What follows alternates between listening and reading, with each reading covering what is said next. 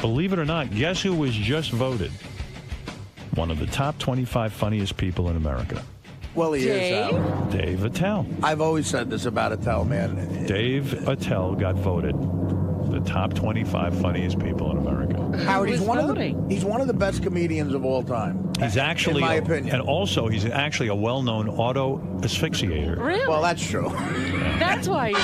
I saw him do it in Afghanistan. But where did this list get compiled? Who made up that list? Hey, Dave. Enemy. Your arch enemy, Fruit. Hey, Dave. How you doing? Howard, how are you? Hi, Robin. Hey there. Dave. Hold on. What do you make of this autoerotic asphyxiation? You've done it. I know you How's admit to it it. done? How is it done, and why? Why do you love it so much? You're a talented guy. You know women. Do you want to wind up Howard, like this? Danny Gans, David Carradine. Who else? Who's the other guy? An excess guy, Michael Hutchins. Hutchison. There you The go. NXS guy. They have all the money, the power. Abe Lincoln. Lincoln. Mickey Mantle. Famous autoerotic asphyxiator. Yeah. Now, is it true that he tied his testicles? Yes. Yeah. What he did was from what I understand, and believe me, you know I'd admit this if I was into it. I know you. I need a straight shooter. I guess he hangs himself by his neck, and he had his feet tied behind his leg, behind his back, and he had his hands and wrists tied up, and he tied his testicles.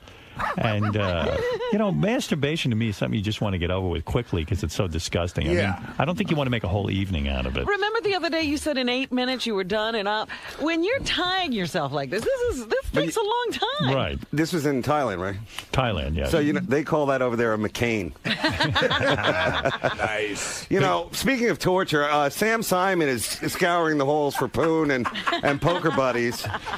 Why would you bring in the man who now owns my home? Me and Attell lost money. I can't believe it. It's like, where's Madoff? Let's talk to him. By the way, you bring up a good point. We had Sam in earlier. He was talking about he got a television show on Playboy Channel where you play cards in a card game and you sit there and have fun playing cards.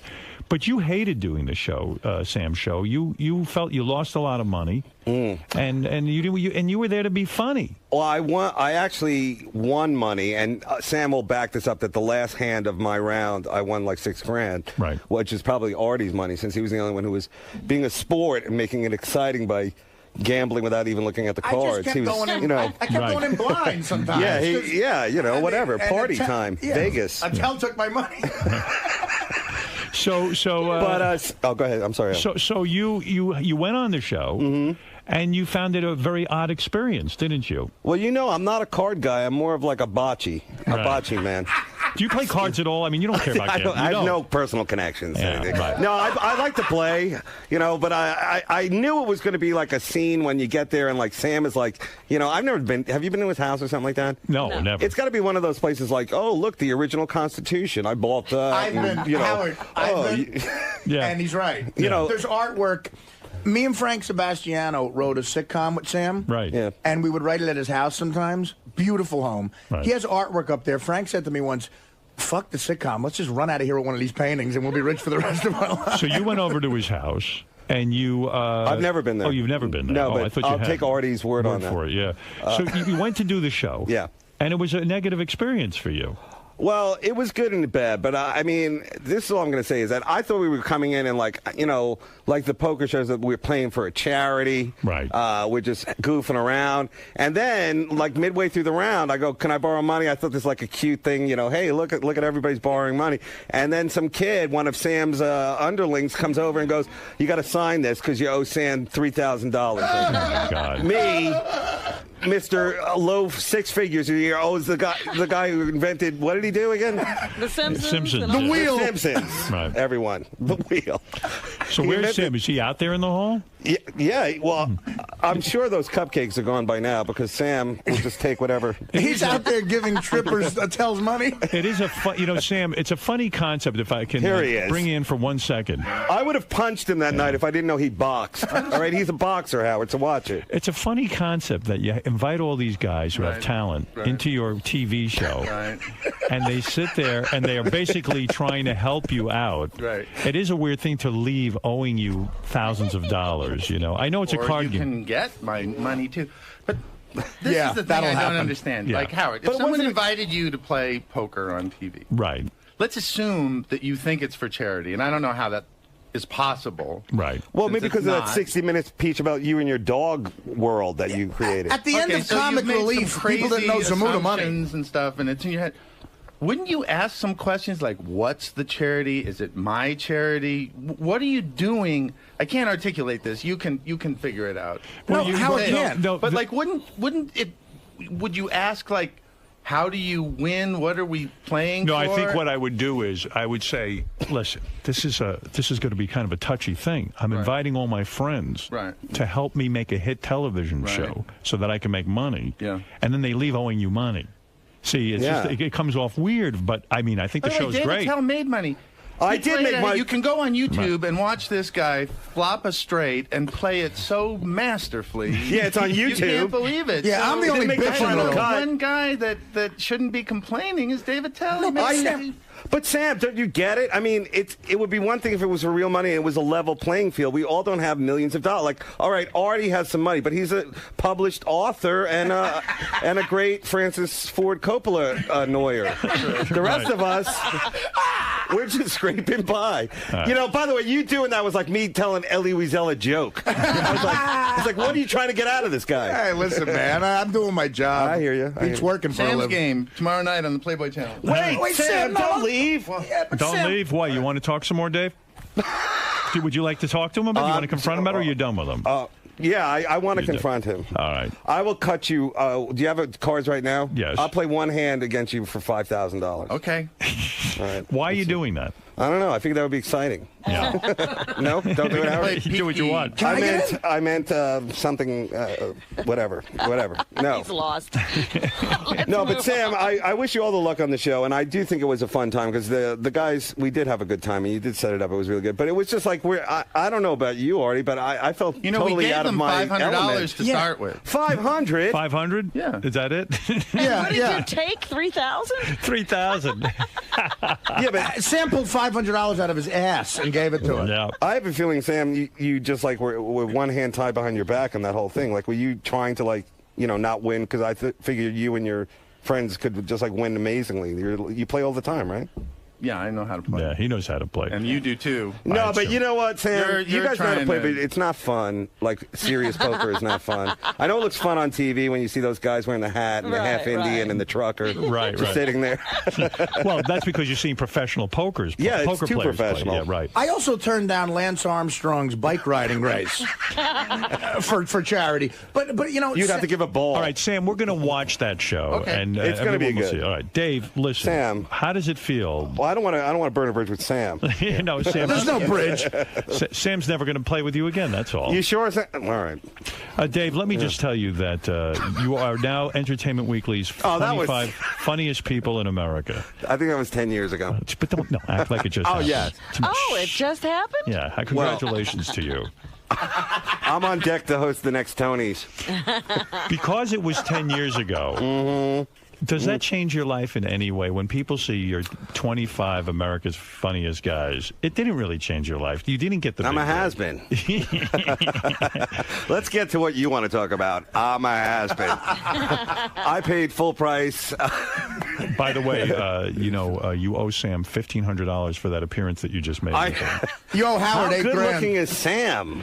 Yeah. Can you believe it? I mean, like, Artie, you look pretty good right now, but Sam looks like... All right, stop kissing his ass. He looks like Sam Champion, by the way. He looks like a local weatherman. I heard he's a lot like Sam Champion. Is he? How's your life, your love life going? It's going, actually, right now it's going great. I had a feeling you might have someone. No, I have no couch. I don't know if you know this.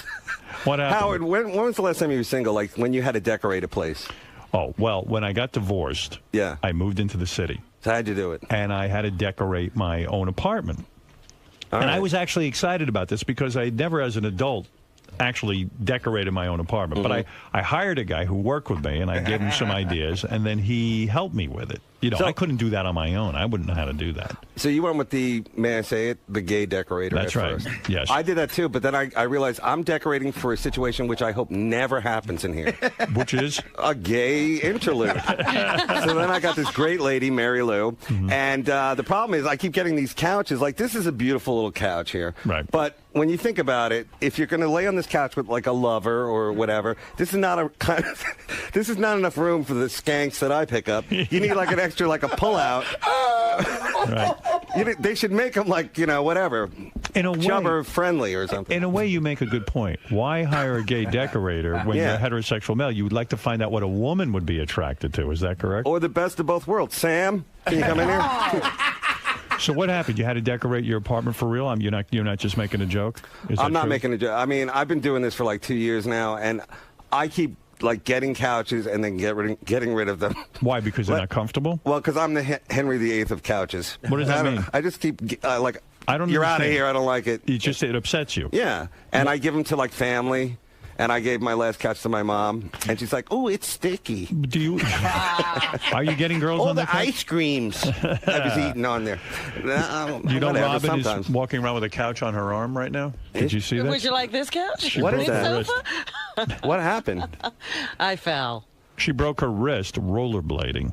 You did? Yeah. And she's not a good rollerblader. Oh, stop. I resent that. Well, you're not. Okay, Robin, really? You're a great rollerblader. Now you feel better. Yeah. You know, I'm glad you brought it up, Howard, about the couches and all that kind of stuff. I just don't have it in me because of living in hotels, you know? Right. So that's what it is. So what's going on with you? So you're mostly on the road now. You're doing these you go from hotel to hotel. That's your life. And you tell your jokes. Yeah, and I'm working on a project for, actually, I'm probably going to have to leech off of Sam and try and get something on Playboy. What do you mean? What are you working on? No, I'm doing something for G4 about old porn, so I think that this could be the next poker show. What happened to you? What happened to your last porn? Yeah, what is that? Well, I want to do, you know, like just basically the great porn from the 70s. By the way, I work with the Brie Olson, who you guys, I think that you know, even though we've all discovered her personally, yes, you brought her to the next level. So she's hot. Tip of the hat, Howard. Thank you. She's now the third Olsen. Not only is she hot, I did a bit with her on that Daniel Tosh show, Tosh 2.0 on Comedy Central. Yeah. And what? Daniel's very funny. He's a good guy. I know he is. He's a good guy. And Brie is the coolest porn girl I ever met because she's into the two things that every guy's into: guns and Japanese anime porn. Are you getting her at all? Are you having sex with she her? came to one of my shows though. That was cool. You're not. Her. I didn't. I didn't even get close. She was like so business-like, really cool, and stressed out from flying. But you're not above dating a porn star. Not right? above. Of course, I'd love it. Have you ever had sex with an actual porn star? I mean, a real porn star? No, but I do feel like a whore myself for being on Sam's show. I close. did feel kind of like I was whoring, you know, whatever. It's not for a charity. It's just for our own pleasure. But how exciting it's going to be for you when you turn on the Playboy channel and you see yourself playing cards. Yeah. I mean, that's got to be a highlight in your career. I'm going to be there with like some nylon around my testicles. Yeah. And I was Ralph. You know what that means with David Carradine? I mean, that I don't know if that's the coolest way to go or the most odd. I think that's probably the coolest way. Why is it cool? Because to me, it would be embarrassing. I mean, I've talked about that I masturbate a lot, but to actually go through like a ritual of tying myself up, I mean, masturbation is something I'm not really proud of, and I want it to get over with quick so I can get on with the rest of my day. I just want to get a quick release. This is almost making it like into a date. I imagine pouring a glass of wine and tying himself up, and I mean, there's a lot of sort of bizarre sensuality in all of this. I mean, just get it over with and jerk off like a man. He was such a cool guy, though. Like, you know, there was like an opium pipe and like weird, you know, like what's that kind of music they have there? Like not tuned banjo shit. Yeah. Not tuned banjo. Chuck Norris poster on the wall. You know, the coolest way to go is David Rockefeller, that guy. What happened to him? Nelson. He died in bed. No, Nelson Rockefeller. Nelson Rockefeller died in bed fucking his lover. Yeah. Wow. Nelson his mistress. Did she run out screaming, "I fucked him dead"? No, it was weird. Like, she didn't know what to do. She's fucking Nelson Rockefeller, who then, I think, he had been the governor of New York State. Yeah. You know. Yeah, here's the tape of it.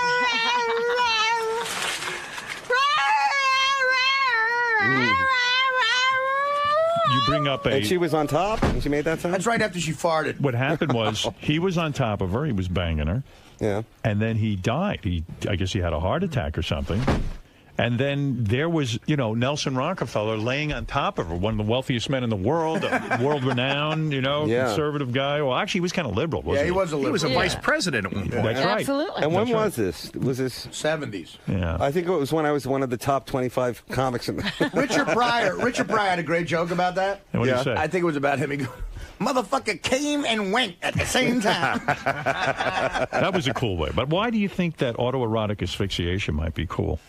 I don't know. I mean, I have masturbated while I was driving, and at any moment I could have crashed. So I figured that's as close as you can go, because, that is kind of, like, risky. Is that really true you did that? Yeah. You're not joking? Like long haul trucking, kind of, yeah. Like, what else am I going to do? I've listened to every tape. You're not afraid that someone's going to be driving along and look inside the car and see you jerking off? No. When is the last time you masturbated? Right before I came in here. Is it true? Yeah. You mean this morning? No, I didn't sleep, so I probably had masturbated and showered along the way. But I think that you're lying when you say you masturbate a lot. I can't see you doing it more than me. I masturbated Monday night, Tuesday night, and then my wife once, and then my wife came home from Pittsburgh, and I banged her last night. I'm very, very involved sexually. Do you brunch masturbate, like, and have to make an afternoon of it? Nah, when I was a kid, I did 3-4 times a day. I knew a friend of mine masturbated 5 times a day. This kid that I knew when I was growing up. That's a lot. 5 times, and admitted it. When we were teenagers, he said, he told me his schedule was phenomenal. Is masturbation like drinking? Do people lie about the number of times they do it? You tend to say, I don't do it that much. Right. Okay. So. Only if drinking involves cum coming out of your dick. No, I think it really has to do with the groups. Like, as a whatchamacallit white nerdy man, I'm like, yeah, I masturbate at school. But a lot of the other groups, ethnics, whatever, I think they see it as a sign of defeat. How many times a week do you masturbate?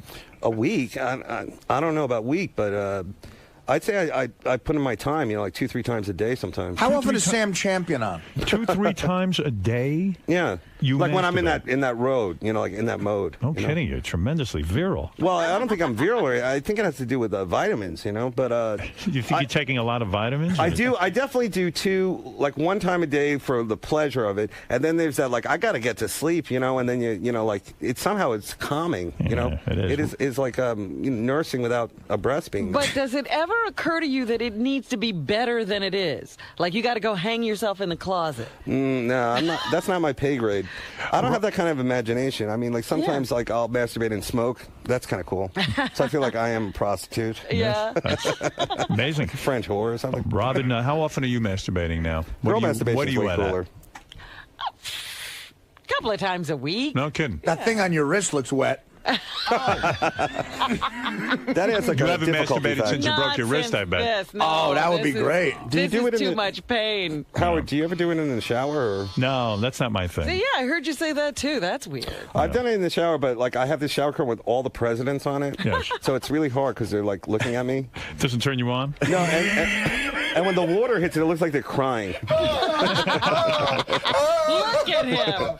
Is that a real laugh? No, it's absolutely not. It's not. He's laughing. You're going to die over there. I'm He's worried fake about you. laughing. Actually, I think I have emphysema. I think you do. No, that was a real laugh because I would never fake laugh. I'm worried about you over there. Dude, I'm coughing a lot. Yeah, okay? It's a lot of carrying on. Well, Attell, he smokes 4 packs a day, Attell. Yes. Be honest.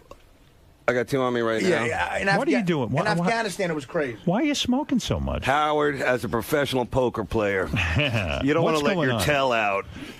You're so heavily addicted, 4 packs. And what does a pack of cigarettes cost now? 10 something. Wow. The deli near my house about $11. $11. Howard, in Afghanistan, he had a separate bag for cigarettes. I did. It was crazy. But that's money over there. Are you trying to quit? No, I really want to quit, and then I always have a new project. Yeah. You quit during the Gong Show? Yeah, I did. No, I was up to 10 packs during that show. What happened to the Gong Show? Yeah, what happened to it? That was so promising. No, the old one. No, I wish I knew you better, and you could have pulled me aside and said, like, here's how this one's going to go down. Because I could see in your eyes, like, you knew, like, you're like the master of that kind of stuff. No, so I didn't know. I mean, I didn't know what you were going to do with the Gong Show. I know it was a turning point in your life, the Gong Show. You were going to be the new Chuck Barris. And it was a turning point down. It really was. I think that's where I decided that I should be, a professional poker player. Do you think you have a death wish? Yeah, you know what? Like, I'm not really... this French flight, which is like one of the worst ways to die, surrounded by French people. I mean, has anybody said that yet? No. All right, that's just a sampling of the topical humor I'll be doing it, Carol. Like everything else, you said that first, brother. Okay, so that's what I don't like. I don't like where you have no control of the last minutes. But the Nelson way to go or the Carradine, that's cool. That's like, last ride into the sunset. You fly all over the country. When you see an airline horrible, crash like that, don't you sit there and go, what am I doing with my life? I'm on an airplane all the time. Doesn't that freak you out? And my brother's a pilot. He is? Yeah. What did he say happened there? Well, he's like a regional pilot. Like, you remember the ones where they weren't getting it, like they pay him really little and they have to work a lot? He's one of those guys. So, one day I hope never to be on the same plane with him because that would be the ultimate... horror. Yeah. Like the Fighting Sullivans or something. Yeah, it's Two weird. brothers. So Robin, you know what I'm talking about, the Sullivans? No? No, we don't know anything about that. We don't even know they're that. They're the five. They're what Saving Private Ryan's loosely based on them. Yeah. 5 Sullivan brothers, all from the same family, were killed in World War II, so they made a rule that all 5, if you have a bunch of siblings, they can't all go away. Explain to me, though, you're a guy who uses his voice for a living. Yes. And you have to have a strong voice on stage. And you're smoking these cigarettes, 4 packs a day. Your lungs are completely screwed up from this. What's going on? No, really, what's going on? I'm worried about you. It must be a death wish. I think you're right. It is, right? Don't you think? Well, I don't know. I just don't... You ever talk to anyone about it? You ever go to a psychiatrist to say, gee, I'm smoking 4 packs a day. I barely have time to breathe. You must set your clock in the middle of the night and smoke cigarettes. Yeah, well, I do. I smoke from the minute I get up to the minute I go to sleep. Smoking is the hardest one to quit of all the things. Would you agree, Artie? No, you weren't really a smoker. Well, I smoked a lot while I was doing blow and heroin and drinking, and I got to tell you, I quit heroin, but I didn't quit smoking. Yeah, smoking's a tough one. And the doctor quit it. Yeah, years ago. Did Robin ever smoke? Yeah, Robin smoked. She was a pretty heavy smoker, That's actually. Cool. Not as heavy as me, but she was pretty heavy. Well, how much did you smoke, when you really smoked? 3 packs a day. No way. Yeah. Did you? Yeah, I was bad. I was bad. And that was in the 70s when a lot of people did smoke. It was even, almost everyone. But it was horrible. He was one of those people, I imagine, because 3 packs, it takes a lot to get that in. You light a cigarette with another cigarette. Yeah. I was lighting one off the other. Chain smoke. Oh, neat. I wish I knew you then. That would have been pretty cool. But it was crazy, and I don't even know. I think I started to look cool. I wanted to have an image of some kind. Me and too, then, probably. And I think it was also insecurity because I would go to parties and people would be talking, girls would be talking to boys, and I would be standing there, and I just said, if I have a cigarette, at least I can relate to the cigarette and look like I'm busy doing something. Yeah. Well, here's the story. When I was at SNL, for like a second. I forget that you were at Saturday Night Live. Yeah, well, people know me as a poker player. They don't know that I have many experience. What season was that? Why am I spacing out the on worst that? Who was season? On that with you? I told you, Sarah, Norm, what's his name? I know Rod Schneider. Sandler. Yeah, Farley. He was a Farley. writer, Howard. Oh, you were the writer? I was a writer. They never put you on camera? I was on in 2 sketches, but Phil Hartman said to me one time, what's up with the cigarettes? And that was the only time he ever talked to me, so I should have really listened to him. Well, at least he got you to talk to Phil Hartman. But, look at it. Any plans to quit? Yeah, outlived him. You did. Phil Hartman never smoked and you outlived him. Dave said something very funny to me about Adam Sandler once. What did he say? He said, it'll be all right, Dave. Don't worry about it. Because he loves Sandler. But me and Dave were asked to do stand-up at an award show in L.A. a couple years ago, the worst thing ever, called the Guys' Choice Awards. And the reason we did it was because they honored Sandler, and we love him, and he was always good to us. But so I said, Sandler came up and said hi to us, and I go, how do you know? How long have you known Adam? He goes, we went to college together, and you don't talk to him anymore? He goes, well, he made a right turn into Billionaireville. No, Adam's always a cool guy. He's the best. I like how you always bring up this Guy's Choice Award thing. Well, try to keep that quiet, right? No, but it's we all had a horrible experience. Me, Artie, and Joe Rogan. We were kind of the, the super bad of that year. Right. We were the... You got to present. We were the hangover guys of that year. No, they wouldn't even let me present. I said, can I present? I just want to do it because I know I'll never do a talk show. Do you get resentful of guys you did Saturday Night Live with, like Adam Sandler and these guys who are all now like making tons of money? They're super successful. They're making movies. Don't you feel you're every bit as talented as them, as America's 25 funniest guys? Don't you think you should have that kind of career? Absolutely not, and I'll prove it at Caroline's this week. No, I'm not like those. Those guys are a separate breed, and I just want to be as funny as I can be, I guess. Right. But no, I don't have that other. I don't have that other thing that be famous. Are you tired of traveling around the country with your stand-up comedy? It's a hard life, right? It's difficult. It's hard to have any kind of stability. It's hard to be in a relationship with a woman because you're constantly traveling, right? Well, what's even harder, and you know this because you just did Letterman, right? Like. It's like you get used to like one level of show business, like you do the radio and then you do the clubs and you hang out, and then like all of a sudden it's like, and now we want you to do a prepared set for a blah blah blah. Like you roll like with it. You don't have to prepare or anything. Right. They're lucky to get you, and you always rock. But the rest of us, they want to know like every word and like the stories. And what's his name is very good. But I'll tell you something. Talk shows. What's his name over there? Yeah. You think that even me? You think that even for me? But what I do is I get there, and I have. A cigarette. No, I had, like this past Letterman appearance, I had about 3 written pages that I'd written for the appearance. And I basically went over it with a producer, and I did say to her, here's where I'm going, and this is what I'm going to be doing, and this is what I'm going to be saying about Dave, this is what I'm going to say about my wedding, this is what I'm going to say about Jay Leno, this is what, there was a lot of stuff that I had sort of prepared. So while it might look spontaneous, there is preparation in everything I do, and it's not that different. I mean, I think you're imagining, wow, it would be great to just walk on and not have to prepare anything. But those are the guys that suck. You're always going to have to be prepared, no matter how big you get in the business. I was trying to give you the ultimate compliment that you are, always prepared from doing this show and seeing opportunities.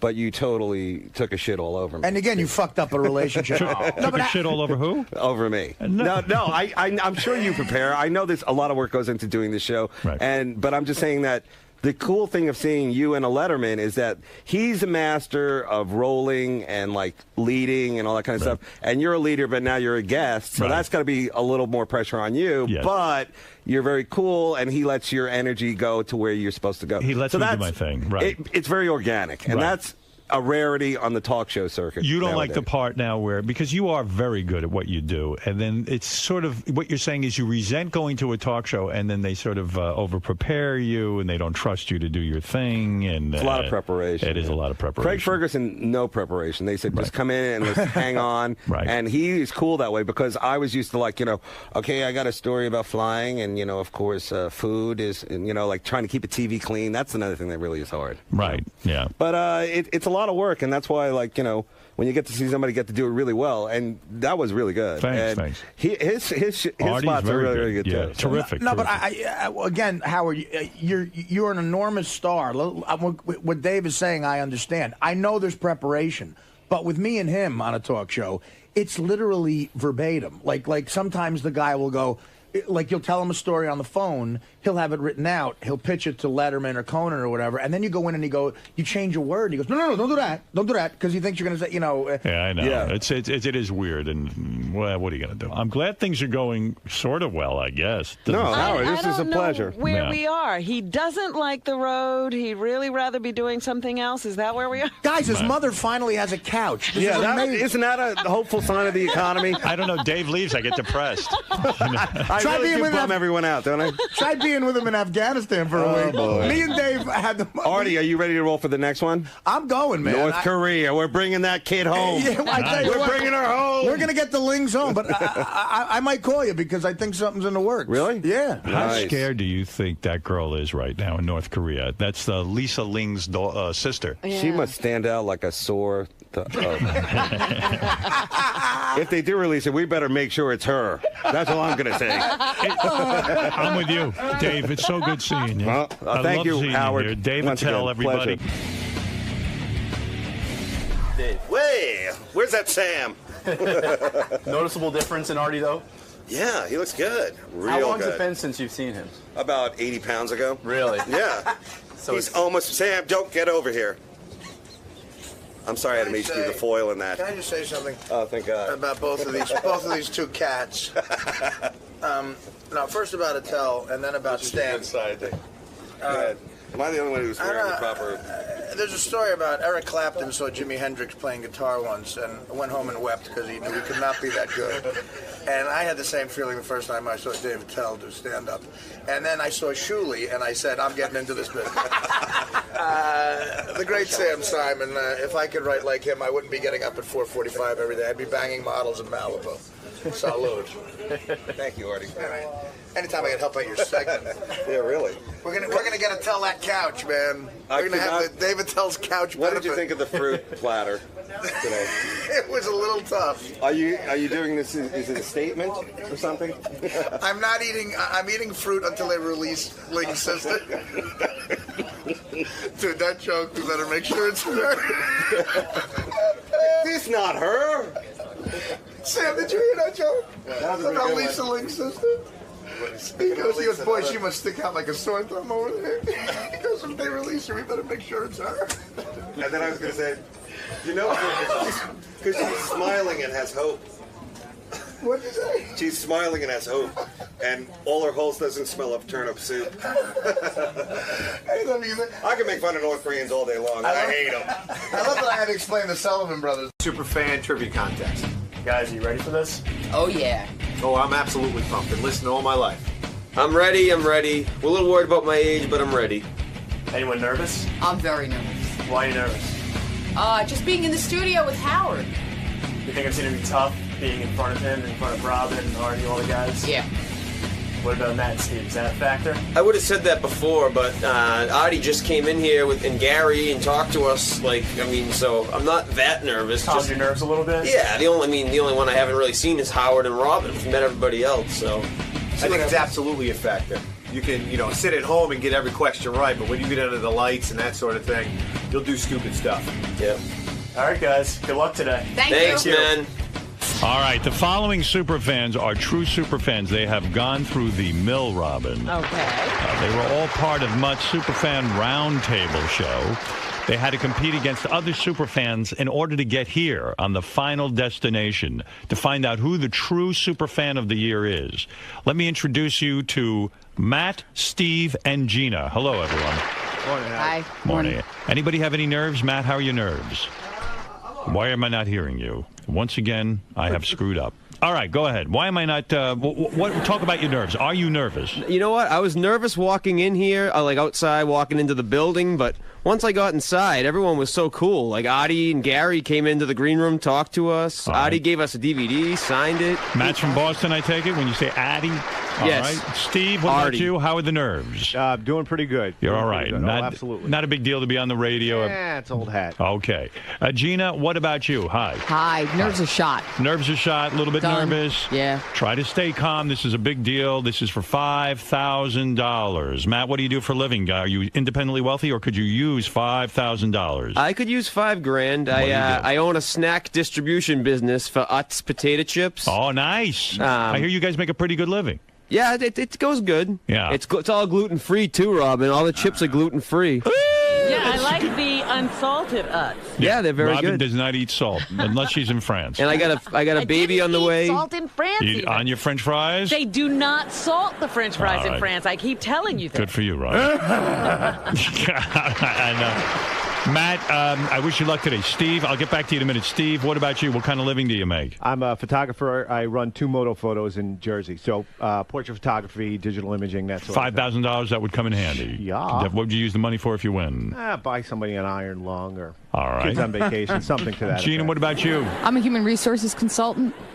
Business. You make a lot of money? Not in this economy. $5,000 is going to be a nice little prize. Gonna help a whole lot. I want to thank our friends at Beck's Beer for the $5,000 prize, and let's find out a little bit about our competitors. Matt, you went on Mutt Show how many months ago? It was like a month ago, and I got on against another guy, and I kind of lucked out because the other guy got a bunch wrong, and I got like 4 right. I see. So you did okay. Yeah, I good enough to win. Good enough to win and be qualified for this Superfan contest. Yep. All right. And make sure you keep an eye on Steve. He's staring at me like a mental patient. All right. All right, Matt, listen to me. It's all right, Steve. You can stare at me. Believe me. When I look in the mirror, I stare at it, too. How long you been a fan of the Howard Stern show? My father used to tape the Channel 9 show in the early 90s. That was the first time I was really aware of you. Right. And when you came on BCN in Boston, probably around 94, I started listening to you then. So anything before 94, you're probably a little shaky on.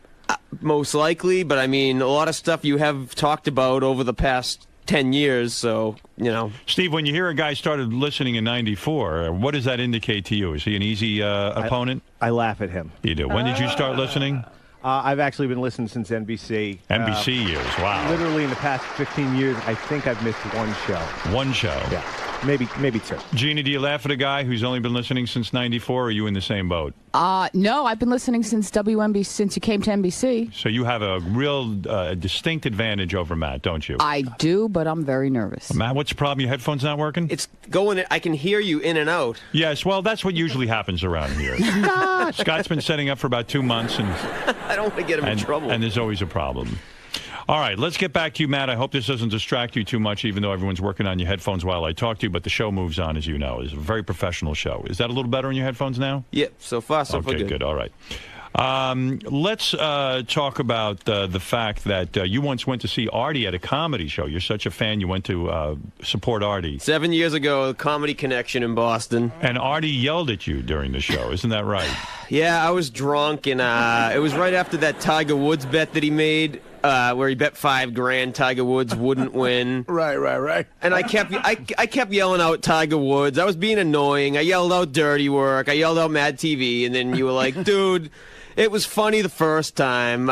You wouldn't like it if I kept calling your girlfriend the C word. And wow. that was when we first started dating. She's here, actually. But as a super fan, is it a great thing when Artie says you wouldn't like it if I called your girlfriend the C word? In other words, that's the greatest acknowledgement, to get to some interaction with Artie. Oh, I was thrilled just to get on his radar. Right. But she was pissed off at me for a while. So heckling Artie, yeah, she probably thought you were a douchebag. Oh, right? I can't believe she stayed with me for the 7 years. But heckling Artie was kind of a good move because you got interaction between you and Artie. Oh, yeah, I still talk about it to this day. And that's every superfan's need to somehow get involved with the show. That's how much of a loser I am. You say some of the things you love about the show. One in particular is Eric the Midget. You got to make Eric, if you stay on after this contract's up, you got to have an Eric 102. I love Eric the Midget. Why is Eric the Midget so controversial? There are people, I read the email every day. There are people who love Eric the Midget and people who hate Eric the Midget. There's almost no in between. What is it you love about Eric the Midget? Because I'm in your camp. I think Jimmy Kimmel says it best when he's like, the way Eric gets on the phone and talks to Howard as if he's an equal and yells at him, and it's like there's awkward silences. I mean, I could listen to it all day. I go on YouTube and listen to, there's some guy that puts up clips of every time he calls in. Right. I sit there for hours at night listening to clips of Eric the Midget bitch about this and that. I mean, Eric, do you hear this? You're getting accolades from a super fan. You have a fan. Thank you, Mike. It's Matt. Hey, Eric, I love you. I love you. Thank you. Thank you for giving me an awkward silence. I mean, is that your favorite, when he just kind of, it takes him a long time to rev up and say something? This is as big as if John Lennon came from the dead and talked to me. Wow. I mean, John Lennon, Paul McCartney, Eric the Midget, and Howard Stern, Artie Lang. Were you ever a part of his website when he was doing his? I forget what it was called. I'm not that big of a loser to go on to stick him, but. Right. Oh yeah, when he was doing that American Idol show. I was friends with him on MySpace, and then you got booted. I sent him an email about something, and he sent me this big message about how I'm cleaning up my friends, and you're one of them that I'm cleaning up. This long email. I'm like, so he threw you off MySpace? Yeah, then I sent him another request, and he just wouldn't answer it. Like, he knows who I am. Like, wow. Eric, will you acknowledge me now, and can I be your friend? I love you. Yeah, I have no problem if your friend requests me again. All right, Eric, and flying with the balloons, that's my dream come true. That is my dream come true. Please, a lot of people say that. Fly with balloons. Do you tell him that in the email? That's when he gets in. Well, he went through my pictures, and I do have a picture of balloons. Right. And he put under it, "These will never be attached to me." ... capital letters, ever. Ever. Eric, you could see your fans who love you even get burned by you. You are very difficult to be a friend with. Silence. I really don't think I am. All right.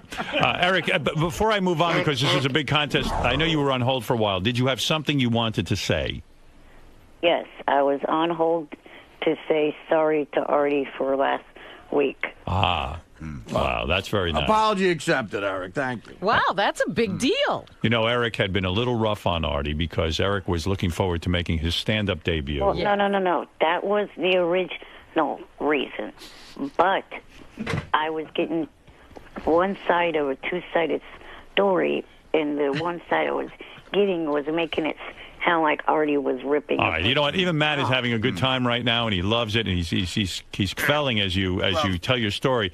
But this is about the superfan. This is about the superfans. Competition. And Eric, I'm going to say that was awfully big of you to call in and apologize to Artie. Artie, you do accept the apology?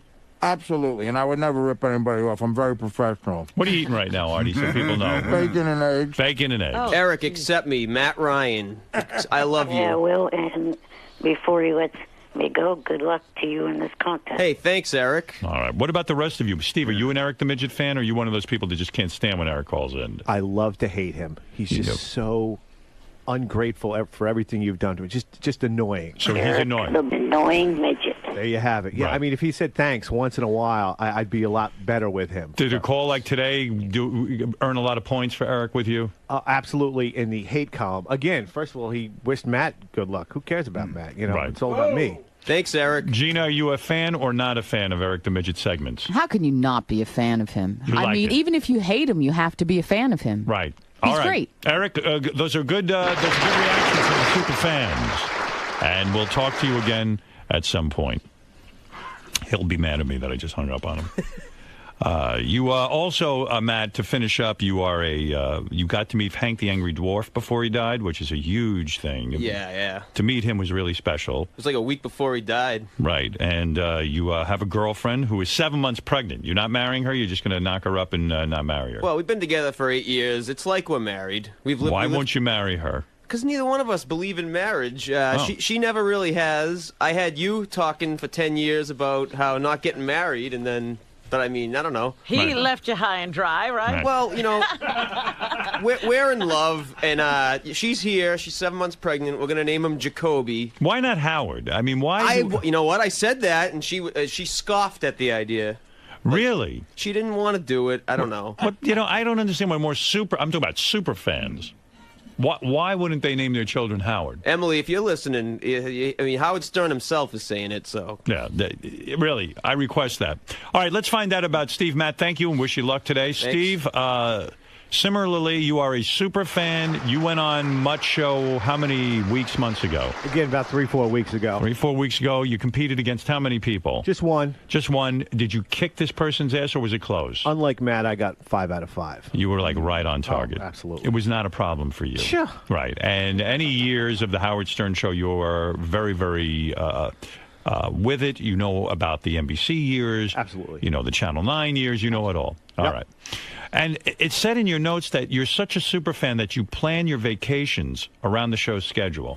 Yeah, I mean, it's been getting tougher and tougher. I mean, actually, with the 10 weeks, it's a little bit easier, you know, that sort of thing. But like I said, I haven't missed a show in probably about 15 years. I make, you know, plans to tape it if I have to miss it. I have my employees trained on how to tape the show on the stiletto, that sort of thing. Wow, that's fantastic. And you say you were the first in line at the book signing for Robin? Yeah, absolutely. Among your other accomplishments, you had a small role in my movie Private Parts. I'm in the crowd scene. You were in the crowd scene, AC/DC. Yep. You also say that you are married for 18 years. Yes. And you have 3 kids. So you're not some kook. You own a business. Yeah, he's a working man. To make that point, everyone tries to point out that we are some sort of fringe show where normal people can't listen to us. You seem very normal, right, Steve? Well, looks can be deceiving. All right. Steve, thank you. And I wish you a lot of luck. Thanks. Thank you. Now, Gina, you have been listening to the show since the NBC days, like you said. Yep. You listen almost every day. And your favorite person on the show is who? Fred. Fred. Matt, who's your favorite person on the show? I'd have to say Artie, with Benji a close second. Benji. I like all the stuff Benji does, like screaming, like with the Scream rally. I think that's hilarious. Yeah. Do you think there should be more Benji? I do. I love that. You love that. There's got more Benji stuff. I mean, send him out on the street every day to mess with people. I think Benji has slowed down. He's not doing as much. Benji's hard to motivate. I'll be honest with you. You guys own businesses. You know what that's like. Very, very difficult. It's all that salad he eats. Steve, what I about saw you? his trough when he walked out. Gina has her favorite. Who's your favorite? Fred. Fred. Why Fred? First off, he's so talented, and I just think he's so adorable. I wish he'd stand up so I could see him. Fred, stand up so Gina can look. Oh, look at that. Yeah. Thank you, Fred. Want to change your mind, Matt? Steve, who's your favorite on the show? I'd have to go with Artie and Richard Christie. Hey. And Richard Christie. Hey, All right. That's good. All right.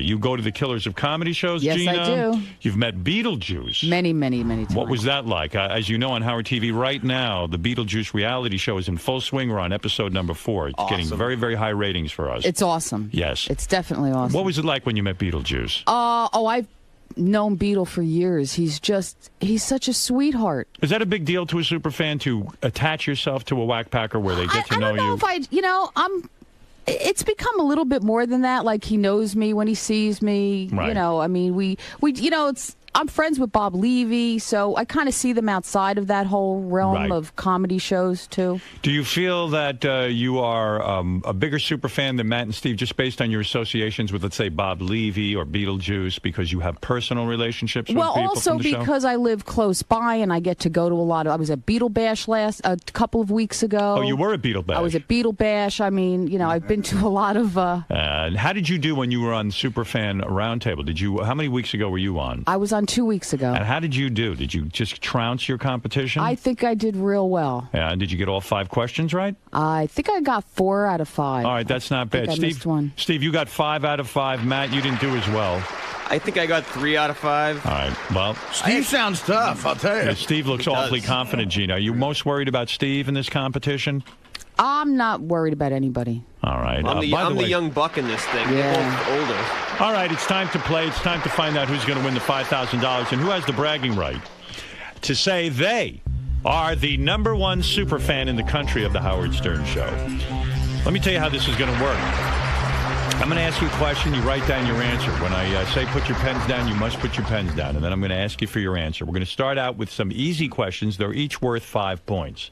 These should be no problem for any superfan, Robin. All right. Now, for the average guy sitting at home, these might be a problem, but not if you're a superfan. Come on. These are tough questions? All right. These are easy questions for the superfans. Okay. Steve's got an advantage over me. He's only missed 1 or 2 shows. I've missed a bunch. That's right. Artie's missed more shows than you.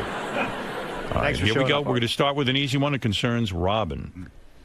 What is Robin Quivers' middle name? Now, if you're a superfan, this is nothing.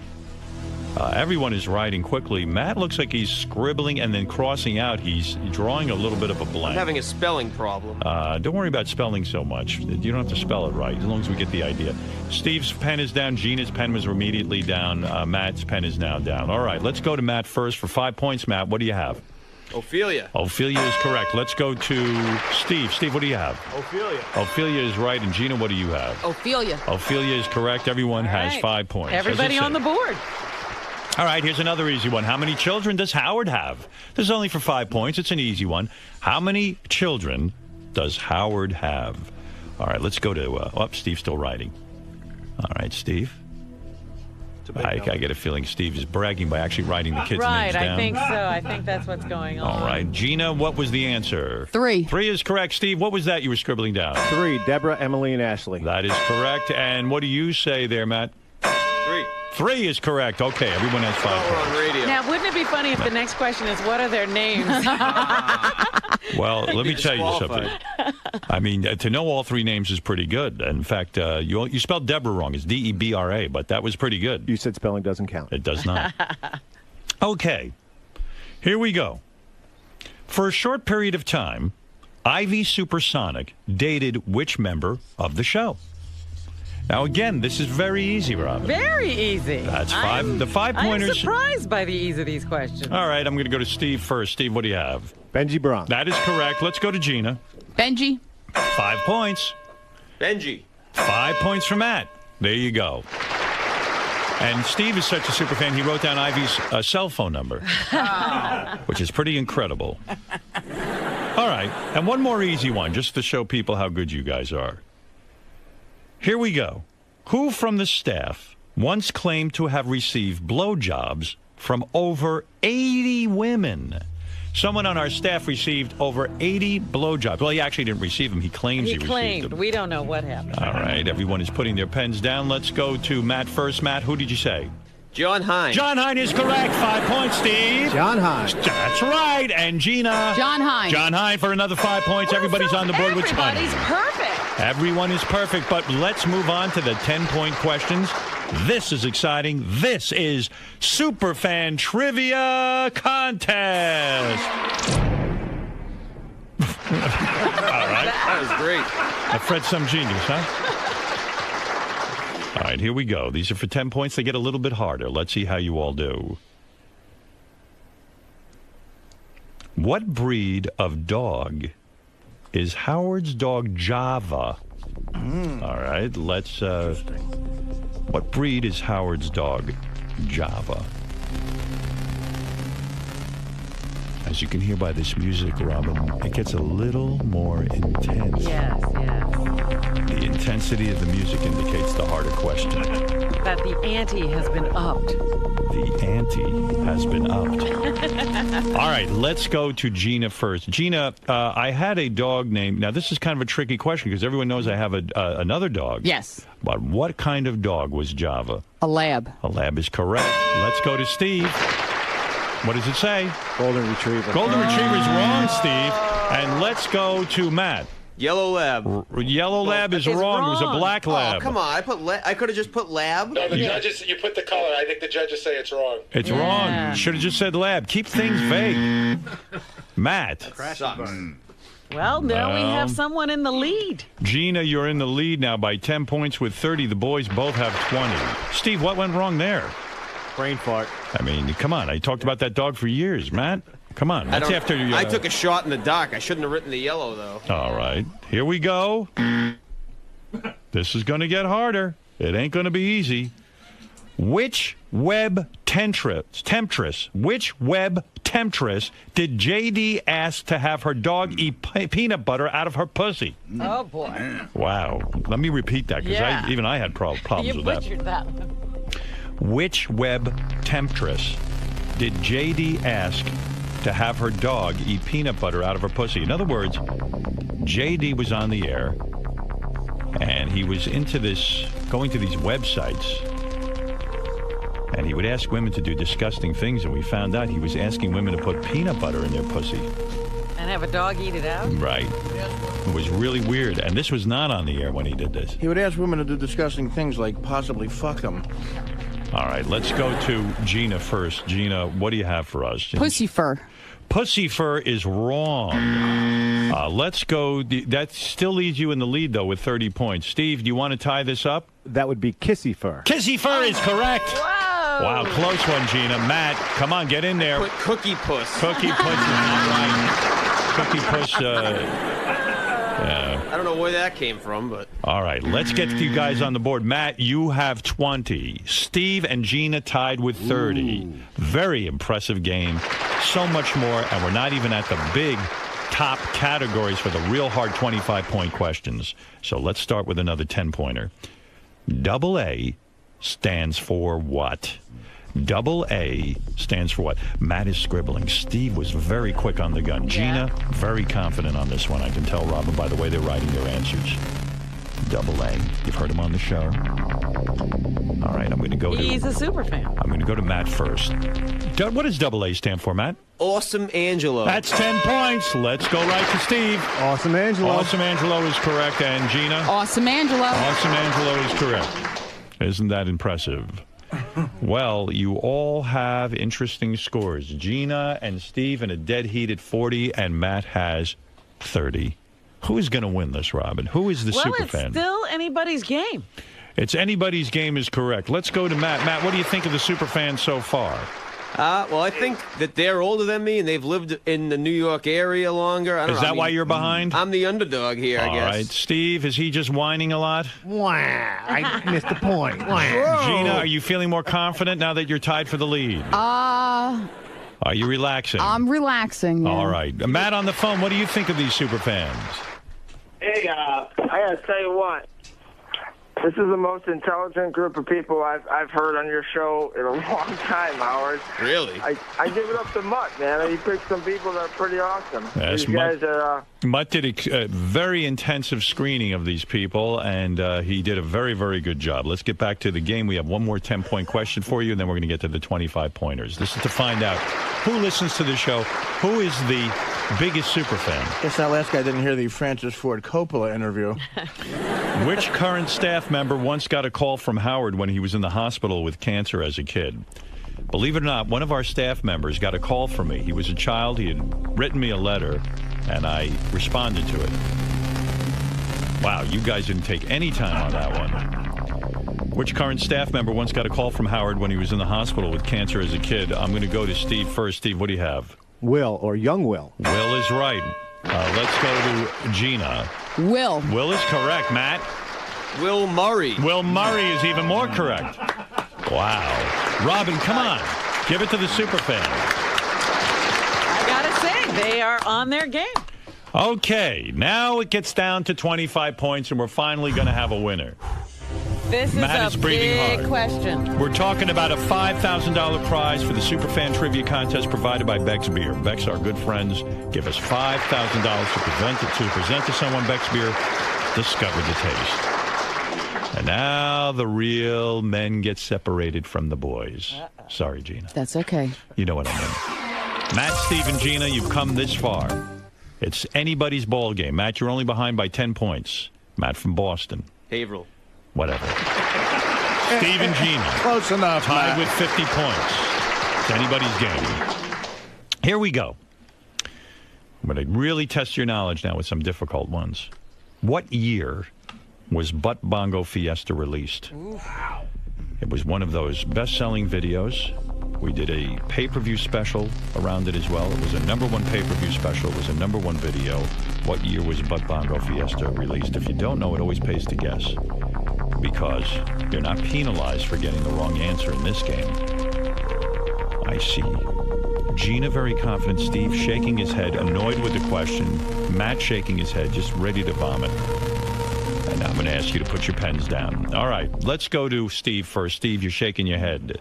Dates are my week. I put 96. 96 is wrong. I'm sorry you're not getting that one. Gina, do you know?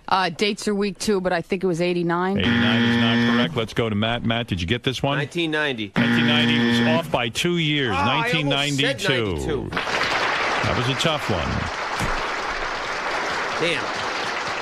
All right, here we go. What celebrity was Howard and the crew talking about when the news of the attacks on the World Trade Center broke? It was a very big day in the show's history. I stayed on way too long. That's how I remember 9/11. I listened to you that entire day. I was in college. Well, then you should have no problem with this, young man. Matt, Steve, and Gina are all done. They have their pens down. All right. Turn off the creepy music, Fred, and let's find out who got this right. Gina, what celebrity was Howard talking about, when the news of the attacks hit? Who is it? Pam Anderson. Pam Anderson is correct. Let's go right to Steve. Pamela Anderson. Pamela Anderson, 25 points. Matt? Pam Anderson. Pam Anderson it is. Okay. Pamela Anderson. Pamela Anderson. Nicolas Cage. Matt's got 65 points. Steve's got 75, and Gina you've got 75. It's a tie score, and you're only behind by 10, Matt. You got to pick up 125-pointer. I should have got that Butt Bongo Fiesta one. That sucks. You were pretty close on that one. All right, here we go. This one's tough. I don't say they're easy. On what late-night TV show did Howard's mom make a surprise appearance? I went on a TV show. My mother showed up, sitting there, paneling. Oh, I'm on TV. I'll take credit for Howard's career. I don't even remember that. On what late-night TV show did Howard's mom make a surprise appearance? All the pens are down, Robin. While you are not a super fan, Robin, these guys are. All right, we're going to go to Matt first. Matt, what's the answer? 25 points. Letterman? Letterman is wrong. Let's go to Gina. David Brenner. Is correct for 25 points. Wow. And let's get right over to Steve. What did you say? David Brenner. David Brenner is correct. This is some game. Matt, you're falling behind. That might be a death knell for Matt. Might be the swan song for Matt behind 35 points. Matt, what happened there? I was probably 7 years old when that happened. No excuse. Steve and Gina, you are tied at 100 points. Steve, Gina's a little tougher than you thought. Absolutely. Gina, can you believe you're in it to win it? Yes. All right, let's get on with it. These don't get any easier. These 25-point questions test who is really a super fan and who is not. Matt. Matt, wait outside for us. Matt, can you clean Artie's shoes? You never know what can happen. All right, come on, hang in there, pal. You're Get tough. wicked bad. Wicked pisser. Yo, wicked pisser. Okay, here we go for 25 points. Howard and his wife, Beth, first had sex on whose bed? I should actually say she was my girlfriend when we first had sex. We did not save ourselves for marriage. Howard and Beth Yeah, first because that would be a different answer. Howard and Beth first had sex on whose bed? Steve thinking about it. Gina's still writing. Matt, okay, everyone's done. Uh-oh. What's going to happen All right, now? let's go to Steve. Steve, what did you have there? Dominic Barbara. Dominic Barbara is correct for 25 points. Gina, what did you say? Dominic Barbara. That is correct, Matt. Oh, that's right, Dominic Barbara. Matt, you're in it. Matt. Okay. Is that a good one? Nice. Very nice. Real pisser. Very nice. All right, here we go. Tough one. I think this is a real hard one. You only have 2 more questions left, and then I don't know what I'm going to do. I can't break this tie. 2 more questions left. Here's a 25-point question. Matt, you need to get this one right, or else you're going to really fall far behind. Steve and Gina, no problem. You're tied. Ronnie Mund, Ronnie the limo driver Mund, has a tattoo of his departed dog on his arm. What is that dog's name? He said it maybe 3 or 4 times on the air, not often. Only a true superfan pays attention. Matt is shaking his head angry. Steve is sweating. And Gina hasn't scribbled a thing. Matt is done. He's got that look like, I've got this one wrong. Gina's now writing. Gina is writing. Ronnie Mund has a tattoo of his departed dog on his arm. What's the dog's name? This separates the true superfans from the fans. I think if I get this wrong, I'm mathematically eliminated. Matt is thinking. Steve is still thinking. Gina is thinking. I'm giving them extra time. Robin is looking at photos of her boyfriend. I'm not. I'm looking at the super fans and wondering when people are going to start writing or stop writing and put their pen down. All right. Gina's shaking her head. I'm going to go to you first, Gina. Steve, put your pen down if you would. Gina, what do you have for us? Mike Weiser. Mike Weiser is not the name of Ronnie's dog. No, he's a super fan of yours who passed away this week. Very nice of you to mention him. And Mike, our condolences, but wherever you are. All right. Steve, what do you say? I went with Mocha, trying to go with the Java thing. Yeah, Mocha is not right. What is it? What is the name, Matt? I took a chance that he named his dog after Lonnie from... Good guess. You know, I always thought it was a great name for a dog. The dog is Bots, which is Italian, for crazy. Bots. All right, nobody got that, so no harm, no foul. What's the score? The score is as follows, Matt. You are behind. You have 90 points. Normally that would be good, but your 2 competitors, Steve and Gina, are tied at 125 points. So I can't win. Not with one Not question. with one left. question. No. When you look to the left, just think Aaron Boone and Bucky Dent. Yeah. I'll think of 2004. It makes me sleep better at night. You have to be very exact on this last question, because this could be the whole enchilada. And Steve and Gina, this is tough.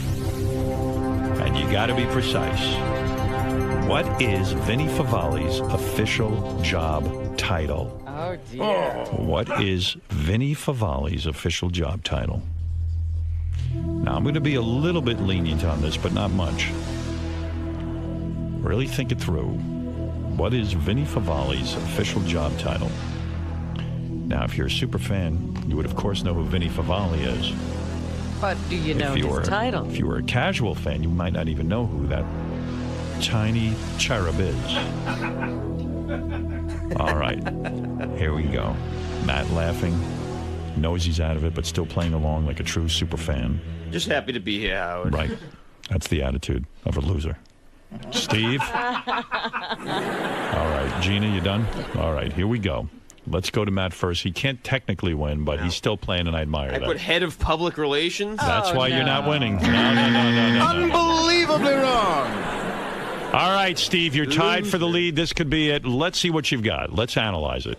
Director of Late Night Programming, East Coast. Director of Late Night Programming, East Coast. Do you accept that? Howard, there's two things missing from it that are very important. Yeah. Can I say what it is? Yes. I can write it down real quick if you want. No, we have to accept that answer. It's the two things that are missing are CBS and Vice President. Vice President. Yeah, right. it's CBS Vice President of Late Night Programming, East Coast. Not director. Yeah, it's been said many times. You said be precise. Let me check with the two judges in there, the two Yentas, Gary Dell'Abate and John Hine. Guys, what do you think? Can I give him that one or not? I don't think you can give it to him. Come on, John. You said be precise. If he would have said any of those words in the wrong order, I'd give it to him. Gina, let's see what you have. Executive Vice President of Late Night Programming.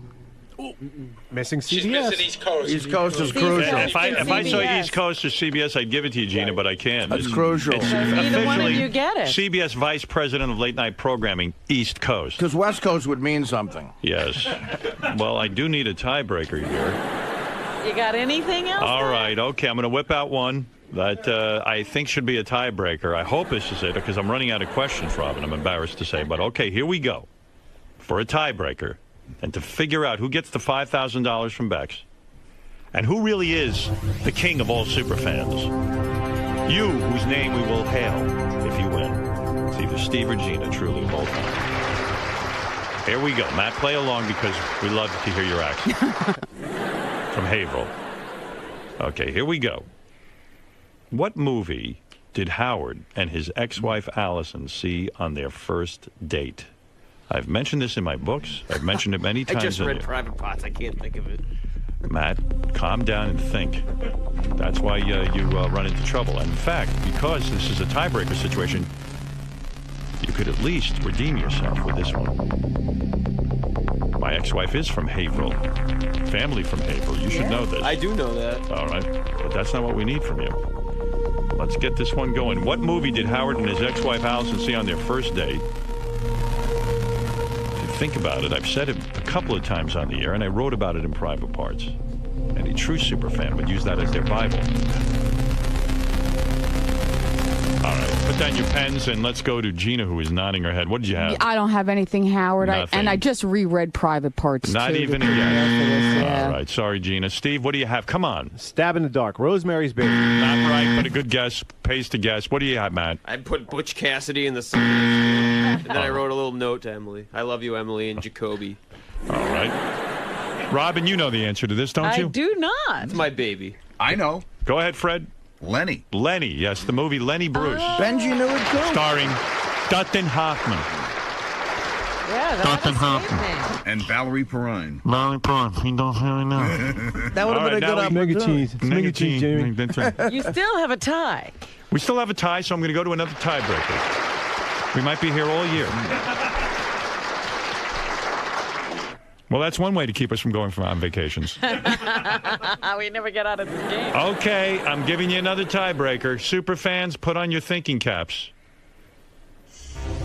What Tom Cruise movie did Kenneth Keith Kallenbach have a scene in before it was cut? Kenneth Keith Kallenbach recently died. We miss him. He was a big fan of the show himself. I don't Contacted think us. this is going to be a tiebreaker. And got on to have his sort of fame in his areas and died in prison, actually. But what Tom Cruise movie did Kenneth Keith Kallenbach have a scene in before it was cut? The super fans are writing. Steve is the last one to put his pen down. I'm going to go to Matt first. Oh. Matt, go ahead. I said Rain Man. Rain Man is not correct. Steve, go ahead. I originally wrote Jerry Maguire, but I believe it was Vanilla Sky. Vanilla Sky is not correct. Let's go to Gina. Gina? Jerry Maguire. That is correct. You screwed yourself, Steve. 25 points. You are a super fan extraordinaire. Wow. Well, Steve and Gina are making out Matt shaking hands. Howard. Steve, I thought you had that Steve, one. you had I did have it. What went wrong? You crossed out the right answer. Yeah. You had Jerry Maguire. Why did you cross it out? I just I knew that was Artie's movie. That's too. the same one I got cut out of. Yeah, Yes. but it was the two of them I'm a together. loser. Steve, you didn't make it. Matt, you didn't make Well, as it. Artie always says, close. the year I was born was the year Steve got his first DUI. So. Whoa! We hail Gina. Oh my yes. God, I can't believe I won.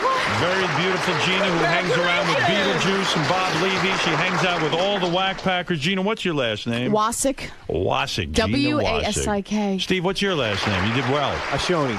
Ashoni. And Matt, what's yours? Ryan. Ryan. Well, Gina, you are a winner. Congratulations. $5,000. Now to present your check is a gentleman I hail who makes the greatest beer of all time. You want to see a genius? Here's a man who follows the laws not of the United States, but of Reinheitsgebot, the laws that govern beer purity of 1516. We're talking about a man, a true hero among men, from Beck's. To present your check is Bob Davis. Hi, Bob. How are you, Howard? I don't think he actually makes the beer. Do you? No German accent, nothing. Not today. Shame on you. Bob, how do you make such a great beer, and why don't the other beers follow Reinheitsgebot? What's wrong with them? Well, they don't have the support of the Howard Stern show, so that's what keeps Beck's as the #1 imported German beer. So we love appreciate it. our sponsorship We here. love it. And what can you tell Gina? Can you give her some good news from Beck's? Gina, congratulations. Thank you. The 3 super fans here, and you are the super fan. And we have $5,000 here to present you as the super fan. Thank you very much. Gina, how will this money be used so Beck's can get back to their corporate offices and Pay bills. Pay bills? Pay You're a bills. little behind right now. I got some insurance nightmares going on. Do you enjoy Beck's? I love Beck's. That's the spirit. Well, thank you so much, Bob. You got to be proud of these 3 contestants, and we thank you for providing us with the $5,000. Can I get a 12-pack as a consolation prize? Come on down to the party tonight. We'll take care of all of you. What's the big party? What do we got? You guys are the super fan show is going to be at Sutton Place tonight. And you are going to be there? Absolutely. With the beer and everything? We will have some sampling available. Well, there you go. Right, 2nd Avenue. Yeah, it's a cool place. How far from here is that? That's surprising. Artie's been there. You want directions? No. I can give you directions after the show.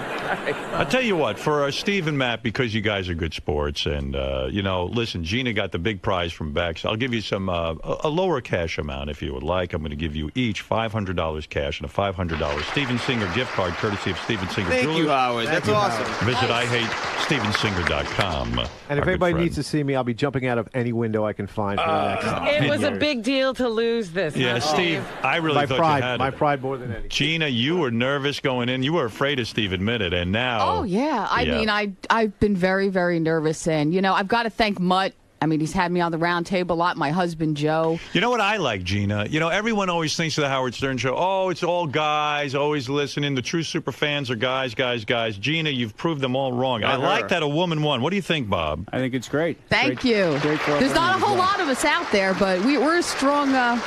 We're a strong little group. And Gina is as pure as Reinheitsgebot itself. She practices the sexual purity laws. She's a smart, sophisticated broad. That's right. Thank I'm very, you, Artie. very, very proud to see that you are a super fan, and you guys did very well, and you have nothing to be ashamed of. Howard, thank you so much. This is a dream come true. Please resign. Please Thank you, resign. Matt. Thank you. And Steve, thank you. Thank you, Howard. And Gina, thank you from Superfan Trivia Contest Thank you all. Extraordinaire. Gina, you have the bragging rights, and you are the greatest fan of all time. Thank you, Howard. And Bob, you are a great sponsor. And now I say farewell from Superfan Trivia Contest.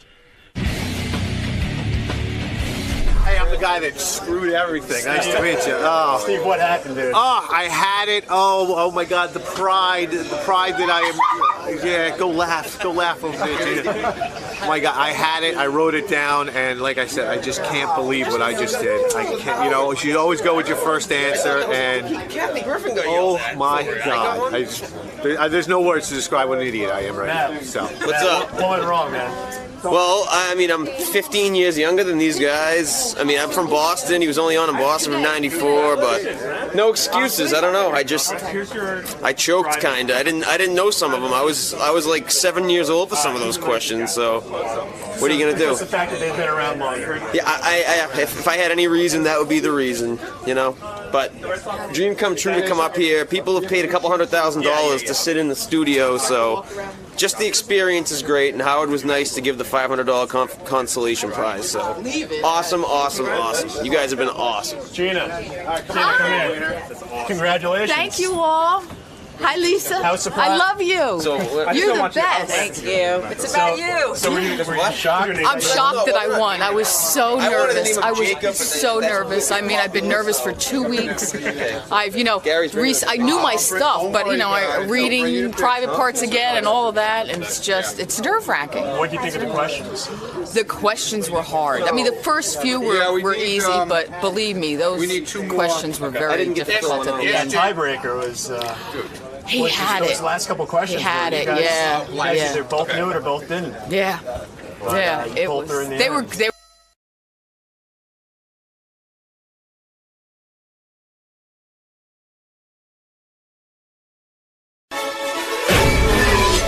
This is a Howard TV original production. Here's a taste of what you have to look forward to on this episode of The Bonus Show. Witness Ganji risk his life during a charity bike ride. It's all uphill. You can't touch it before you dust it off. Every man should bring a Howard towel. Beth O gets slobbered on at her book signing. He's like, you better give me my din-din if you're going to tell me that. And Benji has the hots for one of the actors on Full House. Stamos is barely.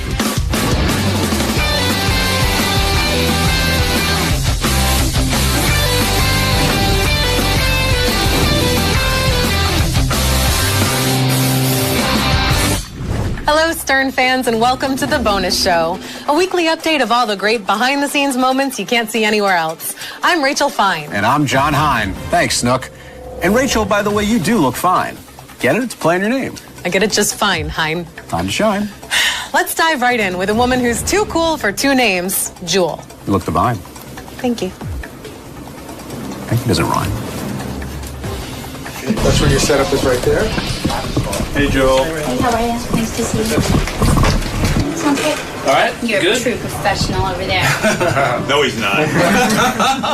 Don't give anybody a big head. Don't give anybody a big head. No. It'll fun work for me, won't it? You'll fix it. I might need a job soon.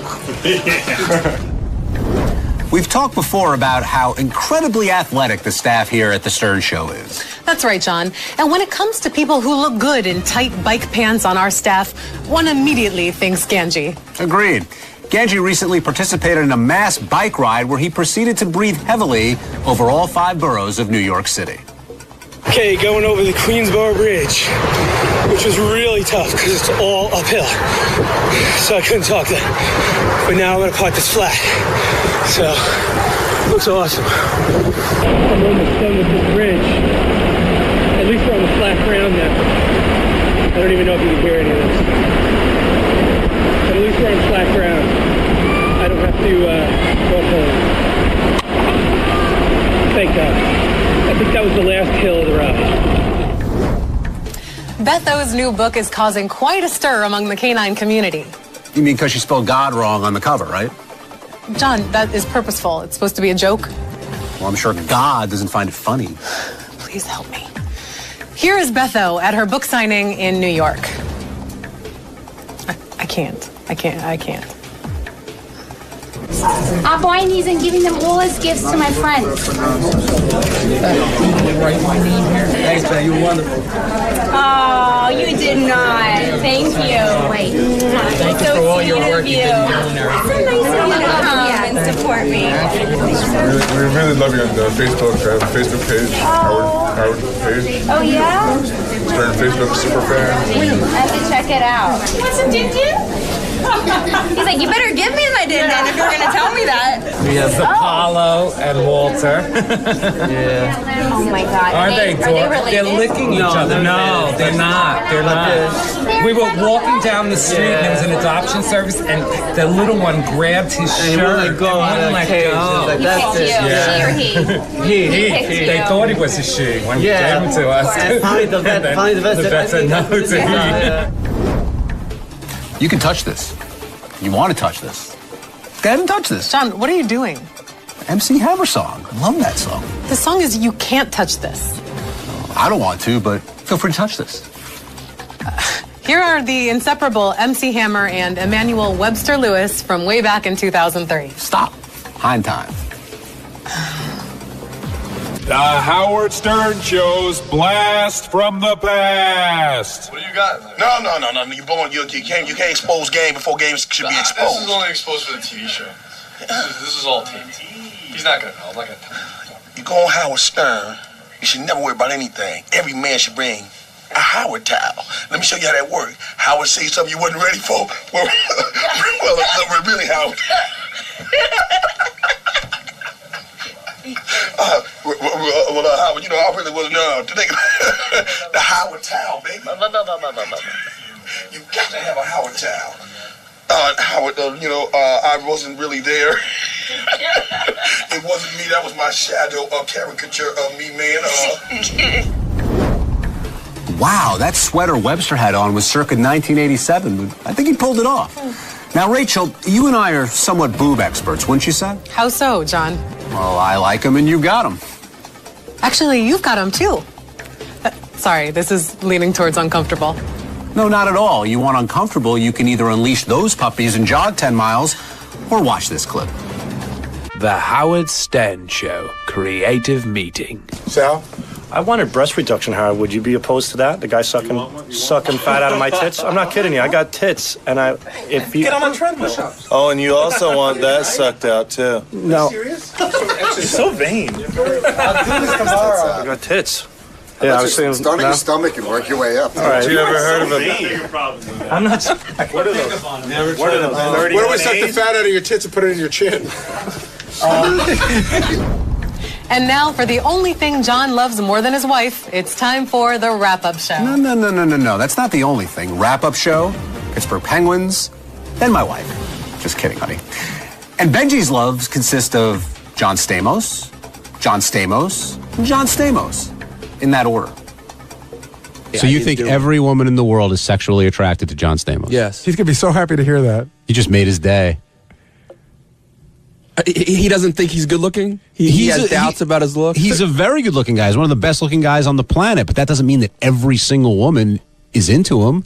Do you think George Clooney has ever been turned down? Brad Pitt? You think Brad Pitt's ever been turned down? Yes. And you think they've been turned down just because? Stamos is better looking. He is. So who's better looking than Stamos? I'm sure there are people. Like no celebrity comes to mind. Okay, so he's the best looking male celebrity you've ever seen. Personally, I like his Semitic look better, but I mean, as a universal look, yeah. Who's the hottest Semitic guy you know? I mean, I really think I know he thinks he's ugly. I think Howard is a very handsome look. All right, we're moving on. Vortex. The old adage, if you don't have anything nice to say, don't say anything at all, really applies around here. Especially when the not-so-nice thing is referring to someone you work with as a pedophile. I really do think that sounds like a pedophile. What? Gary, what the fuck is that? I'm just showing that as awesome. Well, you know what pedophile means, right? Gary, for once, you're not being called that, John. I think you're a baboon who can't throw a ball and has a shitty book coming out. Hold on, how is Sal a pedophile? Yeah, please explain. That's fucking wrong, Hold Gary. on. Whoa. Let him finish. Don't be upset, Sal, that somebody calls you a pedophile. I didn't say you are a pedophile. I know, you did that comparison last time. I didn't say you are. Hey. The only person who fucks kids is John Hine. It's not me. Pedophile. John Hine is the pedophile. Take a deep breath. Let Gary explain himself. I'm about to make an analogy. I didn't say it's a horrible one. I didn't say you are a pedophile. Welcome to the club. You're like a pedophile. You're like an asshole. You're not really an asshole. You're like an asshole. A pedophile. You're a fucking douche. Not a douchebag. You're like a douchebag. Come on, a pedophile is never cured. They just manage like to your know, breath, never they cured. They just manage to know how to suppress their urges. To bolster the pedophile analogy, and Sal, I'm just using his terminology here. I don't have herpes. You know what? Because Sal is a lot like that in the sense that it's all or nothing. Like, if you've noticed, he stopped pretty much going in the studio completely. Like, because he's almost like a pedophile doesn't want to be around little children. Sal doesn't want to be around Howard. because it might Jason, bring up the feelings. Go eat something, please. But it's like the other once day, in your life, the other day, you came up to me and you're like, "Oh, can you go in and tell Gary this is on page 2?" And I'm like, "Why don't you just go tell him yourself?" And you're like, because out of respect to you don't know the deal with the studio. The studio Howard's like a little kid, and the studio's like a school. Richard Christie is one of the few staff members who've had the distinct pleasure of traveling on a plane with a drunk Beetlejuice. Here's Richard sharing the memory on the wrap-up show. Beetlejuice was the only one who would ever drink with me if we had a flight at 6 a.m. If you're drinking with Beetlejuice, are you really drinking with someone? I'll tell you, it's a blast to drink with Beetlejuice. We had some good, because he's like a normal person. When he's sitting at the bar and he's drinking a whiskey and he's complaining about money and he doesn't like traveling, like it was and he fun. tells you he's mad because he's 1,100 pounds, that sort of thing. Yeah. Well, then the best was when we were at LaGuardia and he did a bunch of shots of whiskey and we went to go get on the plane and he goes, "Stop here, man, I gotta get something to read." And we stopped at a little magazine shop and he comes out with a Wall Street Journal. Well, if that wasn't the best show I've ever been a part of in all my professional career, I don't know what was. For my overly coiffed co-host Rachel Fine, I'm John Hine, and we'll see you next time. Okay, Fine, you gonna whine that we don't end the show on an enzyme? Okay, that makes no sense, you putz. Okay, basically, I think you're trying to say that it would be hard to top this show. The next show's gonna suck in comparison. All right, we have a lot to look forward to. I'm just being honest. Don't shoot the messenger. Jeez. You want to keep rhyming? McKind? Is that even a word? On this show it is. Okay, good. At least Gary thinks so. That's what he's got. You want to sign this? Well, this guy makes me... Dude, what the fuck is he gonna sign it for? He can sign it. He was part of the show. Oh, please, he's been gone for years. What am I doing? You're right. You're a dick. That's funny. You guys, a good setup. That was a good setup. Fantastic. To who? No, to who? That was good, Ronnie. I'm impressed on your improvisational skills. Dude, I'm an actor now. Oh, you're an actor. I'm way ahead of you, man. That was great, dude. That was good, bro. I should have known better, but hey, you got me. That was great.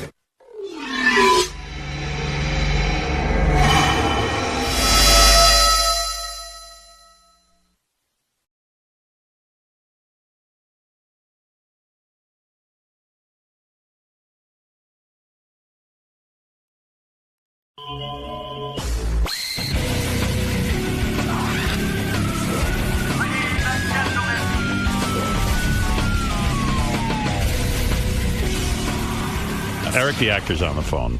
I would like to work this out and have Eric be part of the... It would be fun. It would make it a better day. Hi, Eric.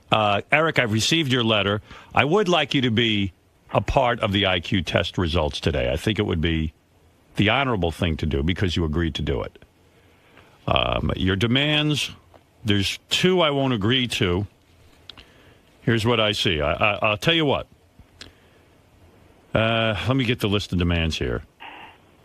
Make a final appearance, get my results under the following terms. Okay, 1. During the call, no one call me Eric the Midget. Okay, I can do that. Okay? All right. All right. We have to call you Eric the actor. All right. 2, no assholes on the line can get on the air while you're on the air. Okay, so while we do the results, I won't put anyone on. I'll hang up on you at some point, and then we'll take phone calls. I'll agree to that. It's a little difficult, but I'll agree to it. 3, no 9 times table, no math whatsoever while you're on. Agreed. I can do that. The 4th one I can't agree to. They have to agree that this is the end of my time on their show and stop talking about me from now to the end of the show. I don't know what that means. I mean, there's no way I can't guarantee that. People are going to call in and talk about you after we do the IQ test. Of course they are, but you don't have to be on the phone for that. From now till December 16th, the end of the show. No, I can't agree to that. I can't. I mean, and not only that, I think that this is a little bit obnoxious because, you know, you agreed to do the IQ test. We went to the trouble to do it. And there weren't any of these conditions. We didn't have to do, to have negotiations after the fact is ridiculous. It's sleazy, Eric, and I'm telling you that because I know you want to be in the business. If you try to pull that with any producer or anything, you're off. Yeah, I'm just telling you the truth. 5, they need to agree to give me some money for being a part of all this. Now, Extortion. That's extortion at the worst. That just doesn't make you look like a clean individual. You don't agree to do something and then afterwards shake everyone down. It's not cool, Eric. A, Wednesday my laptop broke down.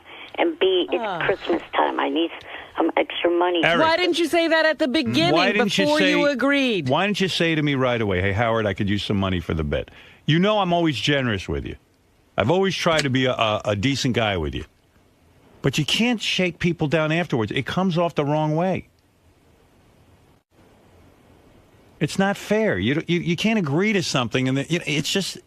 And then I look like an idiot. And it makes there are other people who've just given their time. The sixth demand I can give into. They will tell me what the latest offer for an acting gig is. Gary, you still know that, right? Yeah, I never said it was an acting gig. I said it was an opportunity that he'd be very interested in, but I got to go back. I'm not even sure it's still available. Right, but you would tell him what it is. Absolutely. All right. That I could agree to.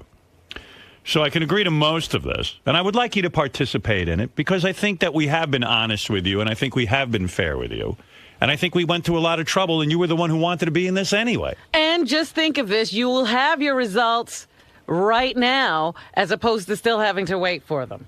Right. Because the doctor's being an asshole. Even though you said it was clear for him to give them to me, he still has not called me to give them to me. He will. But we have the results. You could have them today if you agree. What do you think? You want to be part of it? If you don't, I'll instruct the doctor to give them to you after the bet at some point. I don't know when he can get to it, but at some point he will get to you. It's up to you. But you'll have the results now. What do you say? I'll agree to it, even though you're not meeting all of... Well, we're meeting most of them. Right. Eric, he's meeting 4 of the 6, and I'll tell you what, I'll throw one in for you. Go ahead. I promise from now till the end of the year, either on the regular show or the wrap-up show, I will not make any negative comments about you. Wow. Okay. Well, that's nice. All right, so you're participating? Yes. All right, and I'll tell you what, because he's being magnanimous, Gary, do you have any money for him? I actually, Howard, don't have... Well, hold on a second. I don't think I have any money left. I have, I only have Steven Singer gift cards left. You I want had money all week. What is that? I had money all week, but we gave it away. He didn't call in soon enough. I will have money when we get back, if Eric wants to call in the money From when what? we get back. What sponsor? It'll probably be either 7-Eleven or IO8 or something like that. All right, I tell you what. I'll give him the $711 from 7-Eleven, and if for some reason they don't make good on it, I will put up the money. You know what? You can give it to him now, and we'll just mention it again the week we get back. Hey, we gave the money to Eric, and we'll plug him. Because, but in the future, Eric, you should never do that. You don't do that. You don't say to people afterwards, "Hey, give me money, or I'm not participating." But I'm going to give you the $711. Thank you. All right. Good. All right. So everyone's in, and we're going to find out the results today. The following people are getting their results. Eric, the actor. Eric, the actor. Give me the list of people. Will the farter. Oh, yeah. Will the farter is in on this. That's why he's... What? I should have put Fred can't hit any sound effects. Too Well, you didn't. You're already in. It's over. I'll tell you the what. negotiation is over. You made out pretty well, Eric. Right. Right. All right. Will the farter, John Hine, Steve Gorilla, Will Murray, Bobo, Mike Ganji, and Eric the actor. All right. Now, can I talk to you about some of the Yeah. stuff that's going on out there? Everybody's being pretty quiet. Ganji might die of a heart attack before he gets in here. Really? He's so nervous. He said that if he's lower than Grillo, he might kill himself. He said that he's having neck pain that he thinks is due to the fact of the nerves of this whole day coming on. All right. I tell you what. I'm going to put Eric the actor on the hold line. I'm going to take a break because it's been an hour and 19 minutes since we've broken. Okay, And I think we should come back and do the results. And after we do the results and get all of it, and we have to have some betting first. I need to get in on this. I need to get action. I brought money. I have $400. I am ready. I have a few hundred on me, too. I brought in $30,000 in small bills. I'm ready to go to the man on this. This isn't going to be a tough. This is going to be a very tough IQ test. It's not the same. It's not so easy as the first one. Like, I think an interesting bet is will Eric the actor beat anyone? Okay. And, and you get money for that. Or I got Will the Farter versus Grillo. Eric, do you think you could beat Will the Farter? I think so. Hey, and by the way, a good contest. Howard, you got to get Will the Farter in here because Will the Farter is absolutely positive. He thinks he's a genius. I think he's willing to bet money that he absolutely is smarter than Will Murray. Really? Absolutely. He knows that in his heart. But he also said he could beat Scott DePace's 122. Yes. Eric, you think you could beat Bobo? Yeah. Yeah. I say Bobo and Eric. Do you think you could beat Will Murray? I don't know. All right. Here's one for you, Howard. Will Bobo or Sal, even though it's the old one, will Bobo be higher or lower than Sal? Bobo will be lower than Sal. Really? Yeah, what was Sal? What was 102. 102? Bobo will be lower. I say Bobo's in the 90s. Wow. Is Bobo here? I hope. Yeah, I think so. Right? I'm sure everyone's here. But let's start. Why don't we get everyone? Go to a break. Okay, let me take a break. I'll get everyone in here. Eric will be on the phone, and then we'll let some betting go down. Yes. Who knows? Eric might take some of his $711 and bet. Do you think anybody so it's John Hine in there too? Right. Did someone beat Scott DePace? That's the bet. That's another good bet. No. What, Scott? No, they will not beat me. What if Eric the actor beats you? Oh, God. You say there's no chance of him beating you. Then that just ruins the test. Oh, it's the test that'll be wrong.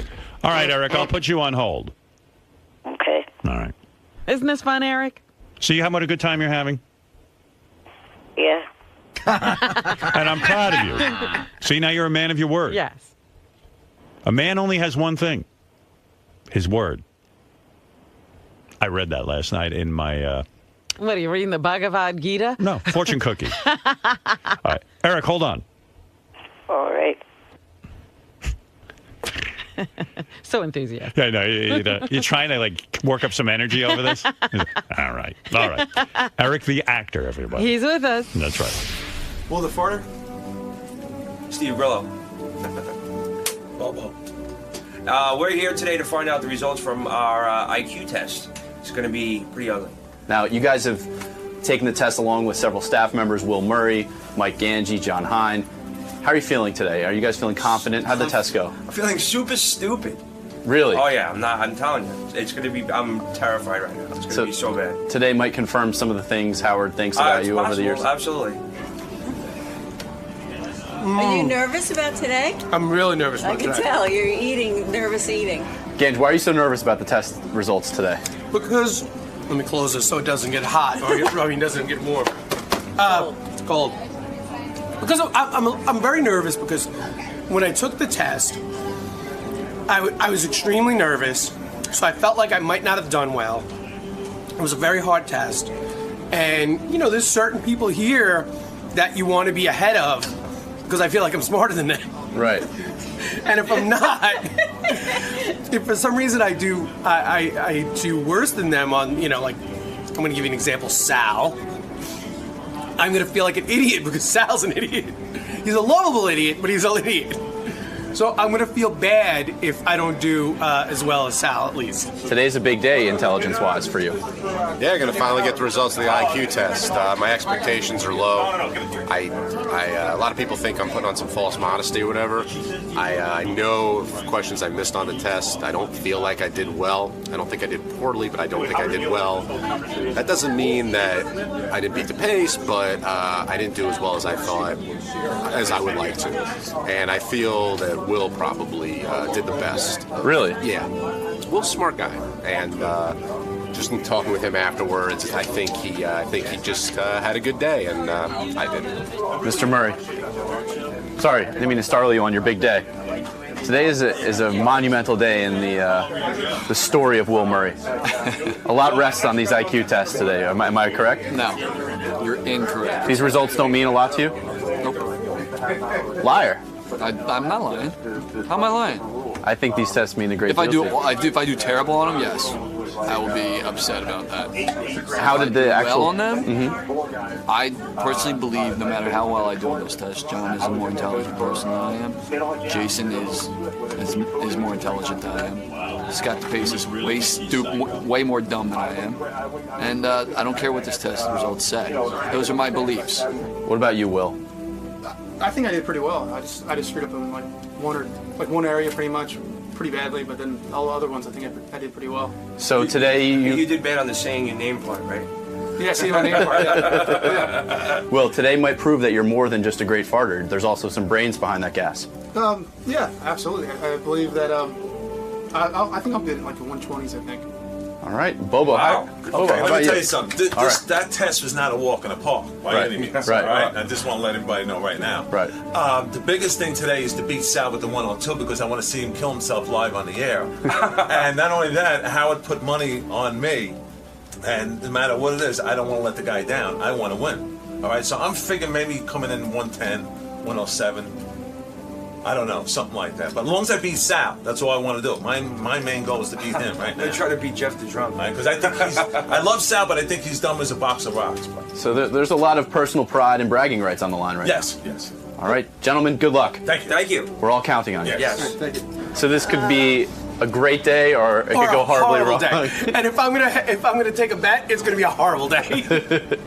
I'm not going with the good day. All right, well, fuel up. Thanks, man. This is pretty good. I like pizza in the morning. This is my favorite. I'm gonna cancel my breakfast order. That does look good. All right, man. Good luck. Thanks, man. Godspeed. So you're going in today with tempered expectations. Very tempered, very tempered. I hope to get a decent score, a respectable score, but I don't think I will get the score that I wanted to get, which would have been a higher score. Well, good luck. Thank you. We're all counting on you. I'm going to try. Like I said, it was weird. It was almost like I don't know if the word's cathartic experience, but when I was in there with Howard, I kind of got real emotional and I got fired up. I let it all out, man, and just went. And now I'm kind of at peace with myself. So whatever happens today happens. So your anxiety load has been blown. You're okay. I blew my load. Absolutely. You're in the office? Oh no! Oh shit! No, come on! Don't shoot that. Why every time we finish one of these interviews do you take a shot at my crotch? I have no idea. The camera just seems to just. It gets heavy, right? It gets heavy, doesn't it? Good luck today, sir. Thank you. Well, everybody's in here, Rob, and I am excited. Well, let me get this all set up. Let me get Eric, the actor, on the phone. Hey, Eric. Hello again. I'm going to lock him in. I see Dr. Sit, who did everyone's test except for Eric's. The other guy is available to us, too. Dr. Sit on the phone? Yeah, in case we have to talk to him about the test, Dr. Sit, who conducts these IQ tests. You can actually go to drsit.com, and I guess he's got a radio show. Everyone's got a radio show these days, even Dr. Sit. WBM. W Bowel Movement. That's right. I mean, all those mics working? All right. Yes. So let me tell you who's in the room here. Obviously, Eric, the actor, on the phone. You got gentleman everyone knows who's now gone completely Hollywood. Star of Jackass 3D, #1 grossing movie, I think 2 weeks in a row or something. He looks different, doesn't he? Yeah, he's got a whole new attitude. More confidence. Are the acting roles pouring in now? Rolling in. Not really. You were the highlight. I mean, you were there. You successfully blew out things with your asshole, and I was very proud of you. I feel like you're my discovery. Is that accurate? Yeah, that's true. They actually left out the best parts. Which were? I shot Steve-O in the face with a dart. Really? Why did they take that out? I have no idea. Maybe they're saving it for the DVD. Yeah, it's going to come out in 3.5. Well, I got to tell you, I've spoken to you many times. I've talked to you about your. What is this, IQ music? Yeah. Well, it's making me mental. No offense. Then it's appropriate. I feel like I'm on Entertainment Tonight. Will, I've spoken to you many times, and no insult intended, but while you're the most talented guy I know in this business, with your asshole and the way you fart and everything, you never strike me as being particularly intelligent. And I can't imagine that you're going around saying that you're going to beat Will Murray.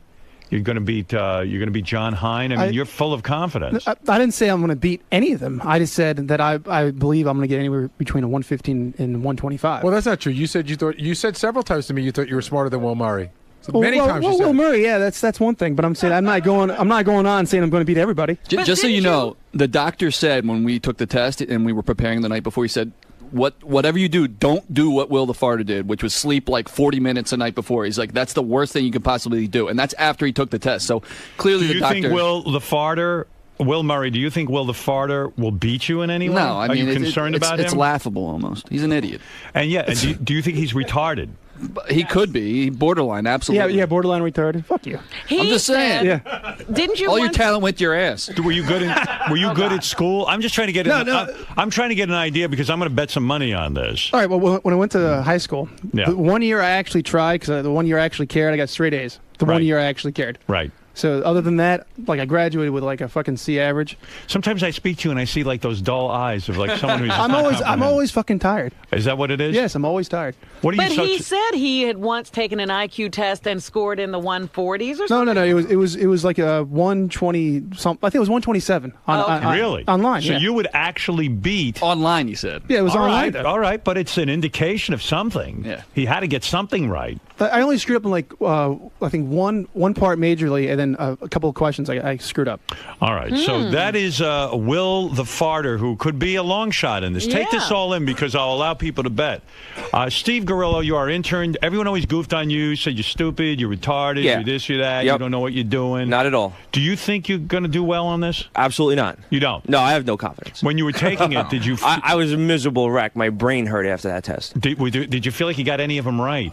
The only thing I kind of did good on was like the blocks. In the beginning, like I was good at making the shapes. I think I maybe only missed one. Right. But other than everything else, I was like next. Do you think you could beat? Do you think you'll beat Wendy the retard score? I would hope I would, but it might be close. You're not retarded. Do you think you'll beat Sal, who is the lowest of the? Let's say. I'd be happy if I came close. Sal had a 102. Do you think you'll break out of the 90s? I'd like to break out of the 90s, but I'm not sure. 90 is pretty. I think 90 is considered dull, right? If you got a 99, would that make you happy or sad? I would be happy. Like, I would be shocked. Dr. Sit, I know Sal got a 102. He was at sort of the low end. Wendy the retard had a 61 when we did this the last time, which is retarded, right? If Gorillo got in the 90s, would he be retarded or a little above retarded? He would definitely not be in the retarded category. That would be what? Normal intelligence? If he's at a 90, it's actually in the low average. Low average. Anywhere between 80 and 89 is considered dull, right? Considered...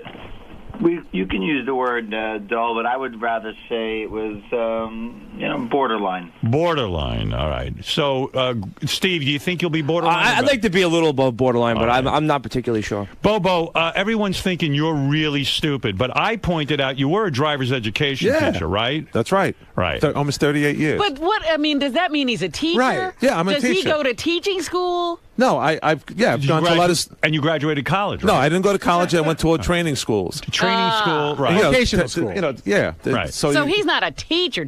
Right. Well, I'm a teacher of safety. Did you graduate high school? Of course. Oh, you did? Yeah. And you did well in high school? Yeah, I did very well. Did you take the SATs at all? Yeah, but I forget what I did. I would too if I was a teacher of safety. Hey, all I want to do today is beat Sal with the 102. I see. Do you think you'll beat Steve Grillo? I think so. You do? Do you think you'll beat Will the Farter?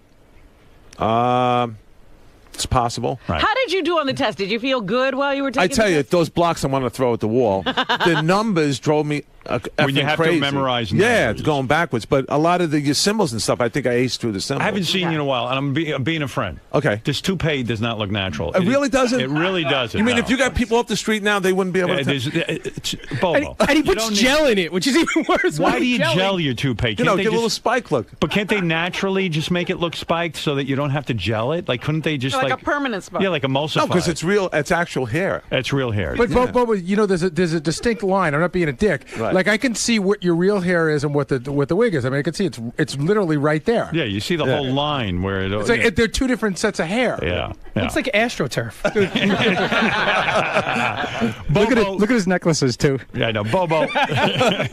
Why so many necklaces? Maybe just it's one. just a look, Silver, gold, everything. And can I ask one more question? Why the black wife beater under the regular shirt? That's a look. It's a look. He's got a look. It's like a toupee. I'm Bobo. You know what I mean? Yeah, right. You're Baba. He's Bobo. That's right. Right. Bobo, so what are you trying to prove again? That you can beat who? Sal. What if you lose to Eric the actor? Everyone's assuming Eric the actor is some sort of moron or something. What if Eric the actor beats you? Are you going to be destroyed? I'm going to be really bummed out. Yeah, I'll probably be in seclusion for the rest of the day. Eric, on the phone, what is your instinct on this? Do you think you could beat someone like a Bobo? You've heard Bobo on the air. Right. I think I could. You could. All right. Let's go to Ganji. Ganji, they say you're having a miserable time about this. I'm extremely nervous about this today. Ganji, you have actually almost backed out of this 50 times. Yeah, originally I didn't want to do it. Right. I was against doing it, and then I wanted to be a team player, though, so I did it. Right. But I've been very nervous about the results. I had a hard time sleeping last night. I've had the severe neck pain for the last, 2 weeks. It's that very- I feel like is, attributed to this. I admire all of your bravery. Eric, you too. I admire your bravery in taking this and putting it all on the line. But I'm going to tell you something, Ganji, based on the things I've seen from you over the years. Oh, God. I think Steve's going to beat you. I swear, I love Steve, but Steve Grillo. I have a certain level that I need to hit. If I don't hit 110 or above, I might just have a I nervous would put breakdown money today. on you're below 110. I spoke to him the day after he took the test. He was a fucking mess. Well, I am like telling he was you- like freaking out. Like he goes, I didn't do this, I didn't do that. Did you feel confident afterwards? No, You did not at all. You No, felt dumb. I left there feeling like an idiot. I All really right, did. I'm willing to bet that Ganji gets under 110 points. Wow. Anybody want action on this? I Hello? believe in Ganji. You mean everyone agrees with me that Ganji's going to score very low? I think Ganji's in the 108 to 112 region, so I don't believe in him enough All right, to would bet. you take this bet? Ganji can't beat Sal. Oh, I know. I'll take that bet. bet. I'll take that. Ganji definitely would beats Sal. I'll take that bet. I think Ganji will beat Sal, but I'll tell you what. I don't think Ganji will beat him by more than 5 points. I'll take that bet. Okay. Robin, you're on. What do you want to bet on that? Let's say $50. Okay, you're on. $50. Thank you, Robin. Jason, you're going to keep track of these bets? Okay. Now, Gary, you already have bets. What is your bet? I have $100 that John Hine will beat Scott DePace. That's a bet with Scott DePace. Right. And I have $300 that Will Murray will beat Scott DePace, and that bet is with Scott DePace. All right. Wow. I believe that anybody else want action on Ganji? Yeah, can I get in, Howard? Go ahead, Scott. I believe Ganji will be. Doug. You're saying that Ganji will get a 107 or less? Yes.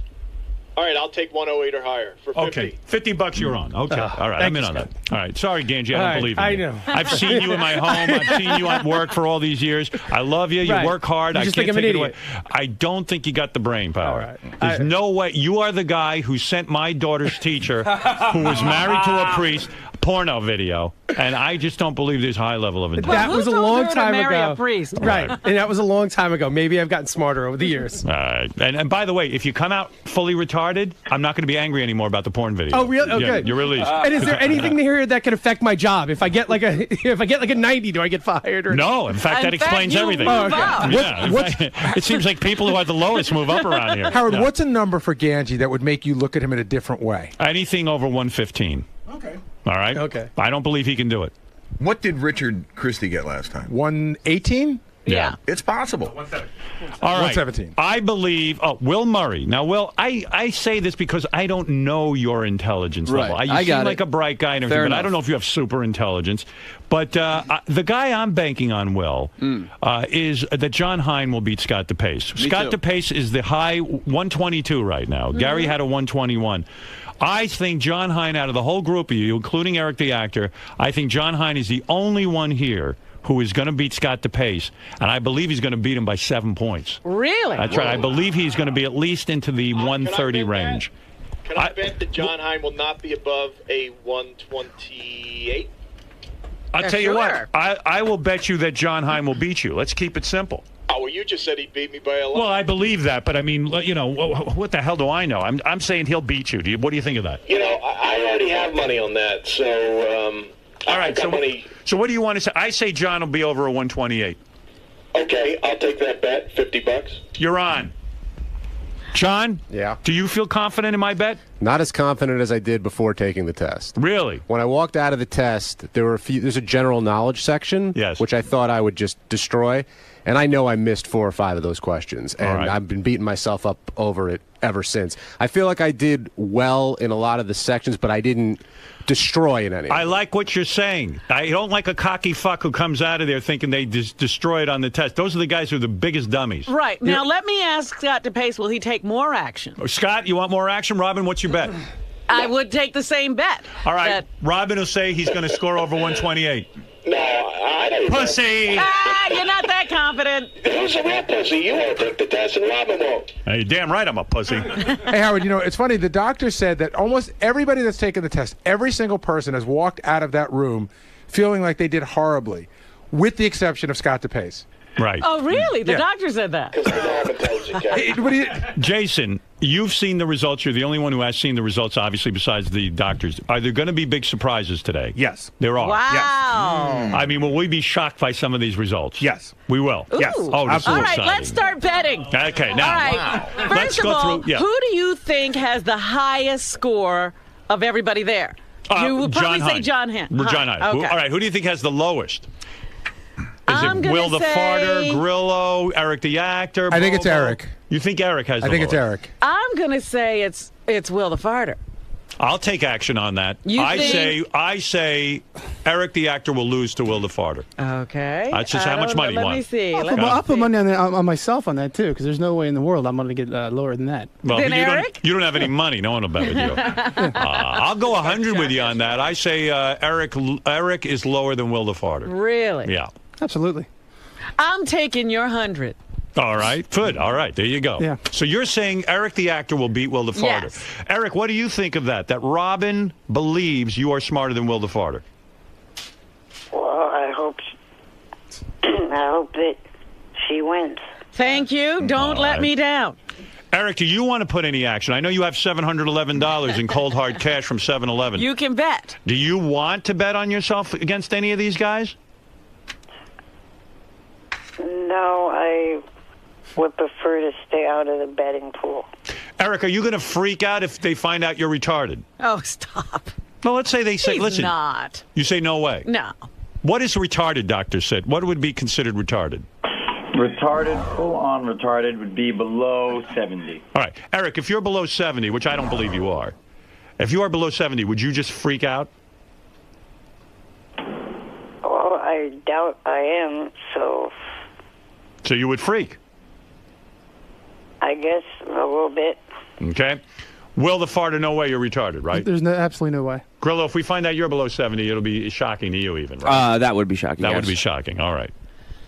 But where does Bobo fall? Is Grillo going to beat Bobo? Or Bobo going to beat Grillo? Well, there's a bet right there. I think the race is Bobo, Grillo, and Sal. Like, you can go Sal's the All benchmark. right. Sal had 102. Right. You want to know if Bobo is going to be below 102? The answer is yes, in my opinion. I love Bobo. I thought you were betting on me. I'm saying you're lower. I am betting on you. I'm betting you're lower than Sal. You changed it. Well, I'm looking at you in that toupee. Anybody with any intelligence would know. I think Burt Reynolds is a moron, and I think you are. No, I think that... wow. Who is that? Anyway, Darth Vader on the phone. Mel Gibson. I'm Eric fell going out to of his say chair. I believe that Bobo is going to score lower than a 102, Robin. Okay. Anybody want action on that? No. I'm willing. Okay, all right. No one believes that. I believe Steve Garillo will go lower than... You think Sal's smarter than I Grillo? believe Sal is smarter than Steve. No offense. Grillo, I love you. I dedicated a book to you. You were I my understand intern. that. Look, I'm telling you. You were a guy in charge of my potato. You never got it right. Never got it right. All right, so here we go. I would say you are lower than 102. Do you think he's the lowest in the group? No. I believe it's going to be Eric the Actor is the lowest. Uh-huh. Sorry, Eric. I believe... Grillo next? I believe Grillo next, Bobo after that, and Will the Farter will be a big surprise. I believe Will beat Ganji. Will the Farter will beat Ganji. That's Wow. right. I'll take that bet. Go ahead. $50 that Ganji will beat Will the Farter. Go higher. Go higher. I didn't bring enough money in with me today. All right, $100? I will take that bet. Okay, how much? I will take that bet for 100. All right, I say Will the Farter beats Ganji. I got 100 with Gary, and I got 100 with Robin. Can I get 100 on that? 100 on that. Anybody who wants. Okay, Who's that? I'm on it. $100 that Ganji will beat Will the Farter. All right, Sal, you got it. $100. All right. Sal, you good for it, or I got to wait a year? I got it in my pocket. Go ahead. How'd you get it? He stole, he robbed. Long story. All I right. didn't jerk off for 2 weeks in the boots. Hey, Sal, can you get out of my office? Why, you don't like him in there? You know, Sleeping buoy. he touches my stuff and he's gross and he jerks off at the boots. Get out. All right. I got Yeah, but he hasn't jerked off in the boots for 2 weeks. That's how he got the $100. That is a lie. Is that right, Sal? That's true. All right. And look, Gary, I'm awake.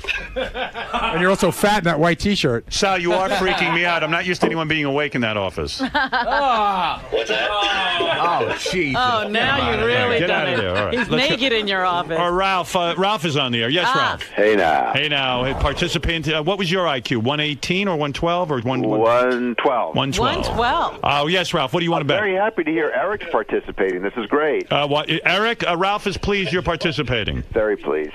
Guys, turn off the microphone in Ari's office. Sal just fucking me over royally. Go ahead, Ralph. He's only at 102. Right. I'll take that John Hein bet if you want, that he's not going to be 128 or over. I believe he will be. How much money you want? $50. $50 you're on. John Hein will score over a 128, and I've got a lot of money riding on it. Yes, you do. Absolutely. Notice Fred is not betting at all. No, what's going on, Fred? And you think Because I don't like the betting line, but I do have an exact order of who I think is going to come in. Then give me a bet, Fred, that you like, and I'll tell you if I'll take it.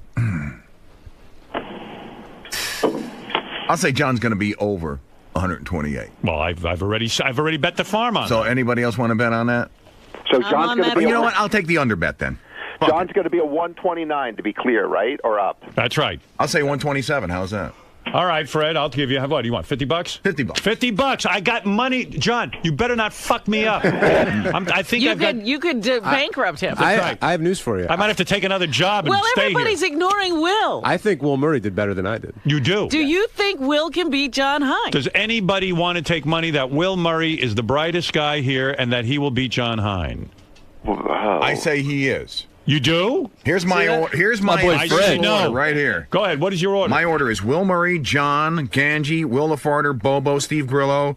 I put a space in there and then Eric at the bottom. Everyone's got. Does anyone have Eric higher than any of these guys? I do. No. I said Eric was smarter than Will. All right. And it has nothing to do with intelligence. I just don't think he got a good education. What do you Howard, want? Yes. I'll bet you Eric doesn't finish last. But that, he's not the All one. right, how much? $50. $50 you're on. All right. Eric. You there? Eric, you got money on you. I'm here. Did you? How'd you do, man? Don't fuck me. Yeah, Ralph needs every dime he can get. What do you want, Sal? I'll take $50 that Will beats John Hein. That Will beats John Hein. All right, $50. You're on, Sal. Betting a bunch of guys I know have no you know money. what? I think I want that bet. You want that bet? Yeah. You want it with Sal, or you want it with me? You want it with you got money? If it's Robin's money, I'll make it 100. Go ahead, Robin. What are you betting? I'm betting that Will is smarter than John. Oh, you are? Then you got it with me. Thank you, How much Robin. money you want? $100. All right, $100. She agrees with you. That See, Will- I think that's possible, but I don't think it's a good bet. Why does everyone think Will's so intelligent? Yeah, where's Because this indicator? Where's this coming from? He's just walking around saying he's intelligent. I never said that. I think you have. I work every day with Will. Yeah. I mean, he's a very, very bright guy. I guess you'd have to talk What to him. college did you go to? You could be flying under my radar. In Maybe- Syracuse. In spite of his college, I do think he's a Orangeman. very bright guy. I'll tell you what. I'll tell you what's riding on this. What did you get on this, Jason, on the IQ test? 118. All right. That scares me because I do believe Jason's a brighter guy than I am. Me too. Wow. That's why I'm worried about my score. 118. So here's this point.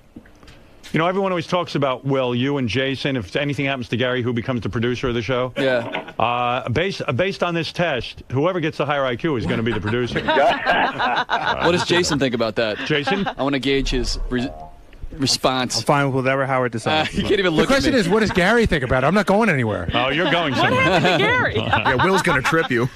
Gary does a bunch of book appearances, and he has a heart attack and drops dead. That's possible. That's right. Jeez, I got to think John Hein's going to beat Will, but now that everybody's so confident about Will, maybe he's hiding something. Although I will say one thing, I thought Gary was going to do way better on the IQ test than he did, and I think he's actually smarter than the IQ test reveals. I think his stress levels got to him, and he didn't perform as well. You mean like I think with the that's the pitch? same thing that happened with John Hein. All right. Yeah. I think John is smarter than me, by the way. So. All right. No matter what this dopey test I think says. it's time to find out. What do you guys think? Any more action? Right. Any bets out there that anybody hasn't Does anybody heard yet? think Bobo's smarter than me? I'll take myself. I don't. I do not believe Bobo will beat you, Sal. I think I think I'll Bobo beat is. him. I think Bobo's below a 102. Me too. I truly do. I think Sal's the only one I might beat. What is it, Benji? Were you saying that Eric was the lowest? Yes. I'll say that he is not the lowest for 50. Yeah. By the way, I'm not basing it on Wendy the retard. and all. I'm talking about No, this no, I group. know. This group. This group. All right. I say Eric's the lowest. Eric the actor. Yeah, I all right. think What do you want? Eric's $50? Yeah. All right, Benji. $50. I think Come on. Bobo's going to be lower, but that's not part of the bet. That's right. Doesn't matter. We're If betting whether. Bobo's lower, then he's not smarter than Sal. Benji, you got $50 on that. What does anybody want to bet what Eric actually got. I say he's between 70 and 85, which is Let me below think average. about that. You're I'll saying take that bet. You're saying Eric the actor's between 70 and 85. Right. Then where do you put Bobo? 85. Hey, Sal, you did say if I beat you, you're going to kill yourself live on the air, right? Did you say that, Sal? Yes, he That did. proves that he's a fucking retard right there. You're delusional, too. It's all that toupee glue in your fucking head. Right. What did Jeff the Drunk do? Jeff the Drunk had 98 or something? I'll tell you, I got it right in front of me. Jeff the Drunk had an 89. 89. Is Jeez, Eric? Coast. Will Eric be higher or lower than that? I got to think Eric's higher than Jeff the Drunk. I don't think so. No? I got to think about this. Fred, you're saying Eric will be 77 max?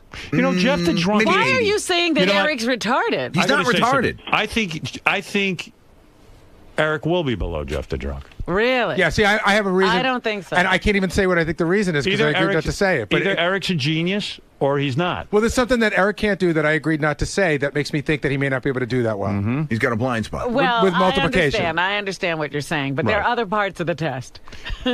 Eric, do you think you got higher than an 89? I believe so. Mm-hmm. How did you feel when you took the test, Eric? Pretty good. Confident. Wow. Uh-oh. Right. Mm-hmm. What if he beats all of you?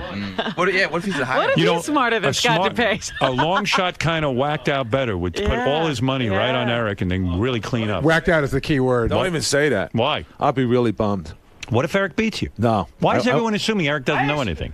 I actually think Eric is smarter than Bobo. You do? Definitely, yeah. What about if he Wow. beats you, Gange? What are you going to do? I leave work? Yeah, I might leave work. You know what, Eric might... I think he might beat He Bobo. might be the dark See, horse. Eric, the thing that throws me off with you is a lot of times Eric doesn't get the joke. And Right. that's what, like, Eric takes everything so seriously. But I don't think he listens. I think Eric is so focused on Eric, he's not even hearing what's being said around him. Wheels, what wisdom do you have to add before I reveal the results? Oh, Howard, I wanted to comment after you heard Will's score, my nemesis. What do you want to... Oh, you want to comment afterwards. Okay. After Will, yeah. How do you think Will's going to do? He's a dummy. No, I'm pulling for him. All right, hold on. All right. I think it's time. What do you guys think? Yes. Let's do it. All right. Please. I tell you what. I don't even know what kind of money I got out there. I don't either. I'd like to take one more bet, though, with Fred. ahead. I will take Eric the Midget at 80 or above. 80 or above? Yeah, the over and under on Eric. I'll take the I'll over. take that too. You'll take the over on 80? Yeah. Over 80, huh? Will Eric be over 80? I would think he's over 80. I think so, too. Eric's not, you know. Well, Fred Fred has guesstimated him for Make about the bet 84, and I'll take a bet. 82? I'll take it. 82. All right. I'll take a bet with both of you. What? 82 is good? 82 is good. Oh, you're All saying right. you got the under on that, Fred? I've got under 82. on that. I'll take over on Eric on an Yeah. 82. Me Okay. too. So How much So can I get? what do you want? 50 for me. 50 for me. 50 all around, and Fred. 50. That's All right. right. Okay. Very good. Very nice. Oh, yeah. Eric, you got over an 82, right? I'm sure of that. Yeah, okay. Yeah, all right. Why is he sure of that? I'll up my bet on Did that I just one, go Fred. into a sucker bet here, Eric? Hey, the only thing with Eric, did the psychologist do anything special because of his hands? Well, what's his hands got to do with The it? block test. He can move blocks. Right, Eric? Yeah, I did fine on that. Okay. All right. All right. If you remember our last results, when we last played this game, is everybody nervous? Oh, Ganji's ready to pass out. Yeah, I'm taking some deep breaths over here. Grillo, I'm fucking dying, dude. I want this. Grillo, I'm starting to sweat. Gorilla, why are you nervous? Are you I just knowing is probably the problem that I have right now. You know, I know I'm going to play slow. I just don't want to hear it. By the way, But wasn't he studying to be an electrician? That takes brains. Yeah, I Notice it I didn't never work finished out. it. all right, listen to me. Will the Farty, you're not nervous at all, are you? I'm wondering why I'm at the very end of this line here. No, no particular. I know. And I'm it's just what saying. everybody thought, maybe, or something. I don't know. Dr. Sitt, we should remind everyone. Andy Warhol supposedly was an 89 IQ, and this is one of the wealthiest, most successful men on the Get planet. out of here. There's Yep. no way. I read it. Am I right, Dr. Sitt, that in fact IQ doesn't necessarily mean how successful you'll be in life? That is indeed a fact. In fact, I'll tell you this. The reason I won't take the IQ test is I'm sure mine's lower than all of yours. Yeah, I'm telling you. I don't want to know. Well, Howard, when you're ready. You're a genius. How could... We got the test waiting for you, Howard. It's got your name on it whenever you decide. Thank you, Dr. Sitt. Keep sitting. All right, here we go. It's time to reveal. And by the way, Dr. Sitt, when are you on the radio? WBM? Where is that? WBMB. It's a Baruch College radio station. Baruch College radio station on radio.com, right? WBMBradio.com or right. the sitdown.com. And what do you talk about on the sit down? It's going to be an education show where we talk about positive psychology through music and through other forms of media. Okay. All right. And then, by the way, Dr. Randy, you're on the phone. You gave Eric, the actor, his test. Is that correct? Correct. All right. Dr. Randy, Eric had no special handicaps that prohibited him from doing well on the IQ test. Is that correct? I think his physical handicap did come into play at some point. Oh, it did. With the blocks? The blocks and also two of the processing speed tests, the symbol search and the coding. I see. Jeff had, by the way, you should know, Jeff the drunk had the same exact issues. Right. All right. Okay, good. All right. Thanks, guys. All right. That does factor in. Thank you, Dr. Randy. That makes it. What? Well, Benji getting nervous on his bed? These were questions we should not have asked. Or we should have asked when them a before person the has betting. that kind of handicap, they're supposed to do special kinds of things. Well, listen, Jeff the drunk scored an 89, had the same exact That's handicap. that's why he got an 89. He shouldn't have. Right. Well, if I could jump in. Yes. You are allowed to substitute one test, but only one test. I didn't think it would be beneficial at that point, so I kept the test as it is. You kept it standard. Good. I'm glad. All right. Thank you, Dr. Randy. All right. And now all discussion is closed.